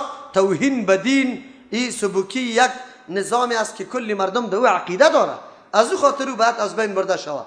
اما در قرآن کریم زیادتر موارد عذاب اخروی ازی بیان میشه که مرتد کدام آدم است. اولین جزای مرتد است که کسی مرتد میشه اعمال نیکش مکمل از بین میره. چرا؟ شرک و بیدینی چی است؟ سببی است که کلی اعمال صالحه از بین میبره. از او خاطر الله اینجا گفت حبطت اعمالهم، عملای از یا برباد میشه فی دنیا در دنیا عباداتش الله ثواب نمیده، نکاحش قطع میشه، از میراث چی میشه؟ محروم میشه، جنازه سرش خوانده طلب استغفار برش نمیشه، در مقبره مسلمانا دفن نمیشه. والآخرت در آخرت هم اعمالش برباد است به خاطر که سری اعمالش الله ثواب مرتب نمیکنه. و اولئک اصحاب النار هم فیها خالدون. ان الذين آمنوا یقینا کسانی که ایمان آورده و الذين هاجروا کسانی که هجرت کرده. او طرف فوتر مردم بود، این طرف بی مردمایی که ایمان آورده باز بعد از او چی کرده؟ هجرت کرده. بعد از او چی کرده؟ جهاد در راه الله کرده. او بعضی مردمایی هستند که امی قدر اعمال هم انجام داده لیکن بازم خوف از الله داره که قبول شده یا نشده. این درس عظیم بر ما میده که انسان در وقت عبادت الله تبارک و تعالی مغرور باشه، متکبر باشه یا بازم ترس داشته باشه که آیا الله قبول کرده یا نکرده. این بسیار مهم است. ان الذين یقینا کسانی که آمنو ایمان آورده و الذين هاجروا کسانی که هجرت کردند دار و دیار خود خانه خود ترک کردند به خاطر دین الله و جاهدوا جهاد کردند فی سبیل الله در راه الله تبارک و تعالی. اولئک ایتر مردما که موصوف به صفات است یرجون رحمت الله، امیدواری رحمت الله هستند. چرا که یا اسبابی که موجب امی ثواب میشه این مردم انجام داده از او خاطر امید داره. والله غفور، الله مهربان ذات است اگر کمی کوتاهی در دوران هجرت و جهاد شده الله بخشش میکنه. رحیم رحم میکنه که نعمت و ثواب خیلی بزرگ در مقابل عمل کم بر ازیا میده. سبحان ربک رب العزت عما یصفون و سلام علی المرسلین والحمد لله رب العالمین. مردم عوام چطور و از کجا بداند که حدیث صحیح و ضعیف چی است؟ و خود میدانید که فقه بسیار بزرگ است و برای مردم مشکل است که همه آن را بدانند. حدیث اصلا الله تبارک و تعالی در این مورد ما را میفرماید فاسالوا اهل الذکر ان کنتم لا تعلمون. اهل ذکر قرآن میگه. کسی که مهارت به قرآن داره، به حدیث پیغمبر داره، خود میبینی که یه عالم برجسته است، وقت خود تیر کرده و معلومات کافی داره، از او سوال میکنی و مطابق از او عمل میکنی. ایره تقلید نمیگیم، ایره اتباع میگیم. چرا؟ به خاطری که به مقتضای دلیل تو عمل میکنی. اگر برات معلوم شود سخنی از او که مطابق حدیث برات نگفته باشه، دیستی هم گپی از او را ترک میکنی. معلوم کردن حدیث ضعیف و صحیح برای عوام نیست، ایره علما میداره. علما مسئول هستند که به عوام خود زمانی که از پیششان سوال میشه یا برشان امری که واقعا در حدیث صحیح ثابت است امو را بیان کنه. تعدادی از مساجد دیده میشود که گلهای در بالای کلکی نشان است و در میان گلدان از مواد فاضله حیوانها استفاده می شود. این اصلا امی گل و گلکاری در مساجد این درست نیست، عمل نصاراست. از امو خاطر امی این گپا در مسجد باید نباشه. مسجد بسیار ساده صفا باشه، به خاطر که توجه مسلمانان طرفش دور نخوره و سبب خلل در خشوع نشود. خصوصا که اینی طور حالتا باشه که بعضی اوقات آبی از او باز حتی در فرشان میره چپم میشه. شما میگویید که مذهب شرط نیست. چرا اینقدر علما جهانی در یکی از مذاهب اربعه بودند، مثل شیخ الاسلام ابن تیمیه، انور شاه کشمیری صاحب تفسیر روح المانی، امام قرطبی مظهری یا کلشان؟ ما مذهب بیخی رد نمی کنیم، یا کلشان در مذاهب بودن. خب مثل ما وارینه که یک مذهب وحی آسمانی میدانستند، دیگاره که هر قدر قولشان قوی می بود قبول نمیکرد. اگرچه شیخ الاسلام ابن تیمیه رحمت الله علیه در مذهب احمد ابن حنبل بود، اما پابند مذهب ابن حنبل در یک مسئله نه، به هزاران مسئله است پابندش نبود. انور شاه کشمیری رحمت الله علیه یا روح المعانی یا ما آگاهی نداریم، به خاطر که یا پابند از یک مذهب کرده. چرا که این بی انصافی است. خود انور شاه کشمیری رحمت الله علیه در یک موقع گریان میکرد. مفتی شفیع رحمت الله علیه صاحب تفسیر معارف القرآن سرش داخل شد که گریان داره. از پیش سوال کرد که استاد چرا گریان میکنی؟ او گفت پرسان نکن. بازی بسیار اصرار کرده که نه حتما برای ما بگو. گفت ما گریان به خاطر میکنم که عمرم ضایع شده. بازی برش گفته که عجیب، کل عمری تو درس حدیث و قرآن تیر شده و تو بگویی که عمرم ضایع شده، دیگه مردم خود تباستن. باز خود اقرار کرده که عمرم به خاطر ضایع شده که حدیث برای خدمت حدیث نگفتم، حدیث در خدمت مذهب ما چی کردم آوردم. حدیث پیغمبر تاویل کرده رایی بودم به خاطر جور کردن مذهب. این خودش گریان خودش است که گرفته حدیث پیغمبر برای امی فیض الباری در شرح بخاری داره. امی انور شاه کشمیری رحمت الله علیه بری که رفع الیدین اونجا چی گفته؟ شما انصاف داره تحقیقات بکنی و بعد از او نظر از این را بدانی. بله قرطبی و مظهری هم بالکل مقلد قوی است، بلکه صوفی است و فتح الباری یا صاحب ازیا یا مقلد محض نیستند. در بسا موارد صاحب فتح الباری شافعی مسلک است، لیکن به صدها مسئله از امام شافعی رحمت الله علیه را رد کرده. کدام قولی که قوی برش معلوم شده سر از او عمل کرده.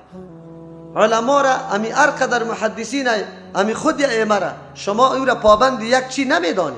همیشه پابندی از یک عالم نکرده، بلکه پشت دلیل گشته، خود توصیه کرده.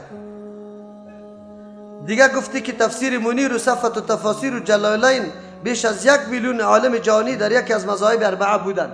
خب ما واری کورکورانه نبودن، در مذاهب بودن. تا جایی که مذهبشان موافق قرآن و حدیث بود از ارش عمل کرده، در جایی که نیست تکر یا تعارض امرای قرآن و حدیث واقع شده، باز دیگه اون مذهب قطعا پابندی نکرده. به نظر من میگه ضروری است که در یکی از مذاهب باشی. چرا ضروری است که در یکی از مذاهب باشی؟ وجهش بگو. از 4 مذاهب حتی مولانا محمد طاهر در مذهب حنفی بود. بله بیچاره با وصفی که خیلی خدمات دین در مورد توحید انجام داد، اما در مورد تقلید بیچاره ملزم بود، دلیل قوی نداشت که فقط از امام ابو حنیفه رحمت الله علیه چی بکنه، پیروی بکنه. امروز امو مردمی که هم مسلک از و شاگردای از اوست کلش چی گشته؟ حالی پابندی تقلید یک مذهب نمیکنه. چرا؟ به خاطر که کلگی اقرار میکنه که استاد در این مورد خطا شده. میگه استاد چرا قانون از شریعت دستبندی نمی شود؟ شاید کدام علت باشد. علت چرا قانون از شریعت دستبندی نشده؟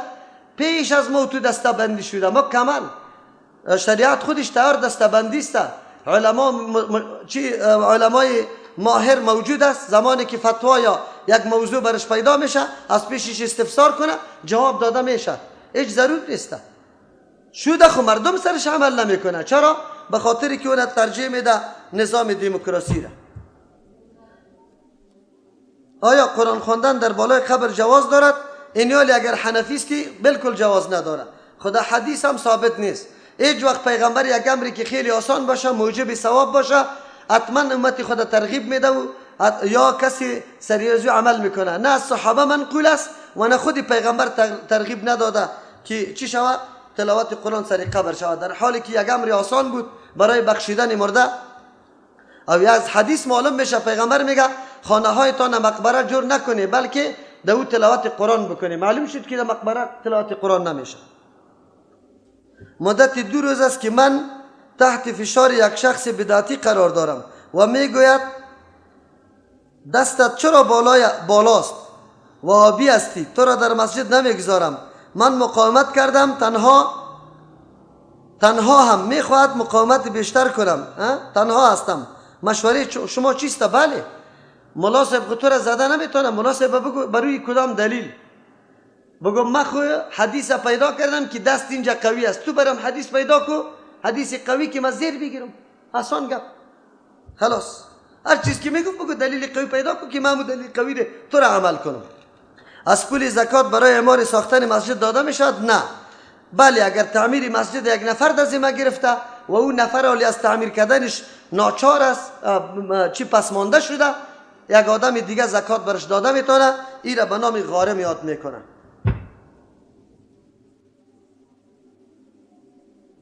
محافظین مسلح را که اشخاص قدرتمند با خود به خاطر دفاع از خود میگرداند در مقابل اجل اشخاص قدرتمند میتواند دفاع بکند؟ نه. یکی پیرداری است، اگرچه مرگ هر چی که بیا او واقع شدنی است. این را میگه اسباب ظاهری یا تدابیر ظاهری. اسباب و تدابیر ظاهری را الله ما را مامور ساخته که در دنیا استفاده کنیم استعمال کنیم، لیکن این را عقیده نداریم که پیردار آدم نگاه میکنه. این کار اسباب ظاهری است، الله به می خاطر پیدا کرده، ما استفاده از پیش میکنیم. میگه دین خویش را به اندازه زیاد دوست دارم و من میخواهم که مکمل تمام احکام دین خود را تطبیق کنم، اما وقتی کتاب‌های دینی را مطالعه میکنم در ذهنم نمیماند. چی باید کنم؟ از تقوا کار بگی، ان شاء الله دیگه خوب میشه، ذهن دیگه قوی میشه، حافظت قوی میشه. مکتب‌های ما شروع شده، آیا تایم مدرسه را تغییر میدهید یا نه؟ چطور کنیم؟ تغییر داده میتونیم؟ نه خب باز وقت بخی کم میمانه، این چیزا هم نمیشه. شما یک چند دقیقه پیشتر حرکت کنید که در مکتبتان برسه. اگر داماد خشوع خود را به لفظ مادر صدا کند گناه است؟ نه. البته مادر نه چی نکنه، بهتر است خاله صدا کنه از مادر کده. چرا که همشیره مادریش است، همشیره دینی. کسی چندین بار قرآن را خوب باز کرده، خب بگپ ناق حکمش چیست؟ خواهرها اکثری کار میکنه، قرآن باز میکنه، قرآن رویدار جور میکنه. این گپا خب درست نیست. قرآن توهین و تحقیر نکنه و مناسب نیست که برای یک شخص باز شوه. اگر کسی باز میکنه او احترام قرآن بکنه، در کدام مورد که برش میگه باید همون گپی شدهش بپذیره اگر مطابق شریعت باشه. اگر کسی مریض ما را به تبلیغ بیاد گناه دارد؟ نه، بالکل بیا او تبلیغ بشنو. کسی قرآن را غلط میخواند گناهش چیست؟ اگر کوشش کنی که یادش بدی و دعوتش کنی که قرآن را غلط نخواند، باز هم بالایت قهر شود، در مقابلش چی باید کنم؟ حوصله بکو، او را دیگه بفهمان، هنوز الله اجرت زیاد میکنه. آیا قرآن در مورد برف و مناطق سردسیر چندین گفته، چنین چیزی گفته؟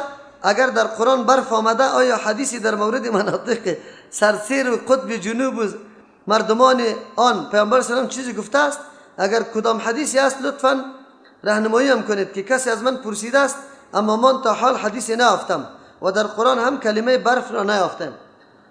قرآن کتابی برفا نیست. در قرآن کریم دو فصل ذکر شده، یکی شتا یکی صیف و دیگه بهار و چیست خزان ذکر نشده. اما در مورد حدیث که در مورد برف آمده باشه نه آمده. پیغمبر علیه السلام در سرزمین زندگی میکرد که برف بچشم دیده نمیشد. مدینه منوره چی است؟ چی میکنی در مورد برف؟ چی میگی؟ چه قسم حدیث میگی؟ اگر میگی که مردم ها در مناطق سرسبز زندگی میکنه که تا حالی را داخل در اسلام نشده یا چی رقم؟ بله، فقط یک قوم یاجوج و ماجوج قرآن بیان میکنه که تا حالی را نآمده. اون یک وقت میبره از جمله علامات بزرگ قیامت است. در جنت برای مردان حور داده میشد، برای زنان هم داده میشد. الله امو مردی را که برای تو نصیب کرده آنقدر محبوب میسازه که فکر میکنی که دیگه هیچ نعمت دیگه وجود نداره. امو حوریت است. اگر یک زن در دنیا دو شوهر داشته باشد چطور؟ اگر یک زن در دنیا عروسی نمیکند برای او بله الله تبارک و تعالی او را در نکاح کسی میده و امرای کسی یک جا میکنه. اگر دو شوهر کرده باشه راجع قولی است که با شوهر اخیری است. در بعضی روایت ها میگه که هر کدام خوش داره قطعی از اوست، لیکن راجع قول شوهر آخری است. در کدام حالت میتونیم نماز را جمع کنیم؟ در سفر، در باران و چیست برف، ترس و لرز، جنگ و جدل کی باشه میتونیم نماز را جمع بکنیم پیشین و دیگر و شام و خفتن. کسی که نماز تراویح را به قصد ترک کند حکمش چیست؟ از شفاعت پیغمبر محروم میشه و اجر بزرگ از دست داده. حد اقل و حد اکثر نماز تراویح چند رکعت است؟ حد اقل 8 و زیادش هم تا 42 رکعت است صحابه خوانده. بلکه از 42 تو که الله توان داده تا 100 رکعت بخون. دیروز مولوی در تلویزیون گفت حد اکثر نماز تراویح 20 رکعت است. و بیچاره معلومات حدیث نداره که میگه. من خو میگم که پیروی مذهب همینطور آدم میکنه. و حد اقل آن هر قدر که توانش را داری. آیا این گپ درست است؟ نماز نفل است. یک آدم 4 رکعت میخونه، خب پیغمبر 8 رکعت خوند، از او کم نخوند. آیا برای زن حافظه جایز است که در حالت مریضی قرآن را حفظ بخواند؟ بالکل درست است. و چیست در سوره مائده یا الذین آمنوا اتقوا الله وابتغوا الیه الوسیله، مراد از وسیله چیست؟ عمل صالح است. اونجا اتقوا الله مراد از مسئله عقیده است، عقاید خود جور کنه. وابتغوا الیه الوسیله، وسیله هر آن چیزی که سبب نزدیکت به الله میشه و او عمل صالح است. مفسرین مراد از وسیله عمل صالح را میگیرند. دکان برادری من دکان عکاسی داره، پس در دکان او عکس است. آیا بله، خود عکس گرفتن خیلی گناه بزرگ است، نگیره، توصیه برش بکن دکان خودت ترک کنه، یک عمل دیگر را در پیش بگیره، کسب حلال بکنه. از نظر شما در مورد کتاب زیور جنتی چیست؟ زیور جنتی خوب کتاب است، خوب مطالب خوب هم داره، بعضی مسائل بدعت خیلی خوب گرفته رسم و رواجا را، لیکن بعضی مسائل چی هم داره نادرست. اون مسائل نادرست همون بخشی چی هست؟ طبیش هست که میگم چی بخشی تعویضاتش است. در اونجا در یکیش نوشته کرده که اینی آیت در زنی که ولادتش نمیشه آیت نوشته کنید درانش بسته کنید تا ولادتش شود. این توهین قرآن کریم است. قطعا گپ درست نیست، بلکه ضرورت برای بسته کردن نیست. قرآن چرا آب زمزم یا همونطور آب عادی دم شود، خرما دم شود به زنی که در حالت ولادت است داده شود که الله آسان کنه سرش؟ چی ضرورت به بسته کردن است؟ اینی طور گپا داره. استاد مهربان، من از شما التماس دعا میکنم که خادم و پیرو قرآن کریم باشیم ان شاء الله. یعنی خودم با نامزدم الله شما را خدمتگار دین بسازه از کلی اهل اسلام. نظر به این حدیث شریف اعتکاف سنت است برای خانم‌ها. عایشه رضی الله میگن کان یعتکف العشر اواخر من رمضان حتی توفاه الله ثم اعتکف ازواجه من بعدی. بله، اعتکاف برای زنها خود سنت است، خود در مسجد. چرا ازواج مطهرات در مسجد اعتکاف نشستن، نه در اجرگکای خود. ولی امروزه یک خانم یا دختر نمیتواند در مسجد به اعتکاف بشیند به خاطر که خانواده اذیت میشود. نشینه که امر سنت است. در اون صورت که تو مورد اذیت قرار میگیری چرا سرش سنت عمل میکنی؟ در خانه خدمت پدر و مادری تا بکن، تلاوت قرآن بکن، نماز بخوان، اونو ثواب داره. من 2 سال نشستم و قصد کرده بودم که اگر توانستم سال آینده که امسال باشد بشینم و این را هم میدانم که اگر بگویم در مسجد میشینم فامیلم به من اجازه نمیدهد. نه، اعتکاف چون که ما مطابق امر شریعت هستیم، برای تو در خانه هیچ وقت ثابت نیست که اعتکاف کرده باشه. البته در مذهب حنفی گفته چیسته زن در خانه هم که جایی را برای نماز خود خاص کرده در اونجا میتونه، بله در مذهب حنفی گفته، خود حدیث ثابت نیست. کسی که نفل و قرآن کریم را بخواند اجر ثواب آن را به روح مرده بسپارد تا که از نه اجر. تو چی خبر داری چه اجر داری؟ و این عبادتی است که ثوابش به کسی بخشیده نمیشه، تنها دعا برش میتونی که الله جنت برش بده، از عذاب نجات بده. اینطور آیا عید مبارک میشود یا خیر؟ بله بالکل. صحابه کرام یکی به دیگه میگفتن مبارکی را، تقبل الله منا و منکم صالح الاعمال. قرآن کریم آیاتونه دی په پاڼو باندې لیکل شوي دي. څه ورکړل شي ورسره؟ او دفن یا وسوځل شي. هم دفن میتونی ورقای قرآن کریمه و هم سوختانده میتونی، هر دویش درست است، به خاطر که در زیر پای و گپا نفت. برای دریافت سلسله درس‌های تفسیر قرآن کریم توسط استاد ابو عبیدالله متوکل رحمه الله با شبکه یوتیوبی مولانا متوکل رحمه الله وارد شوید.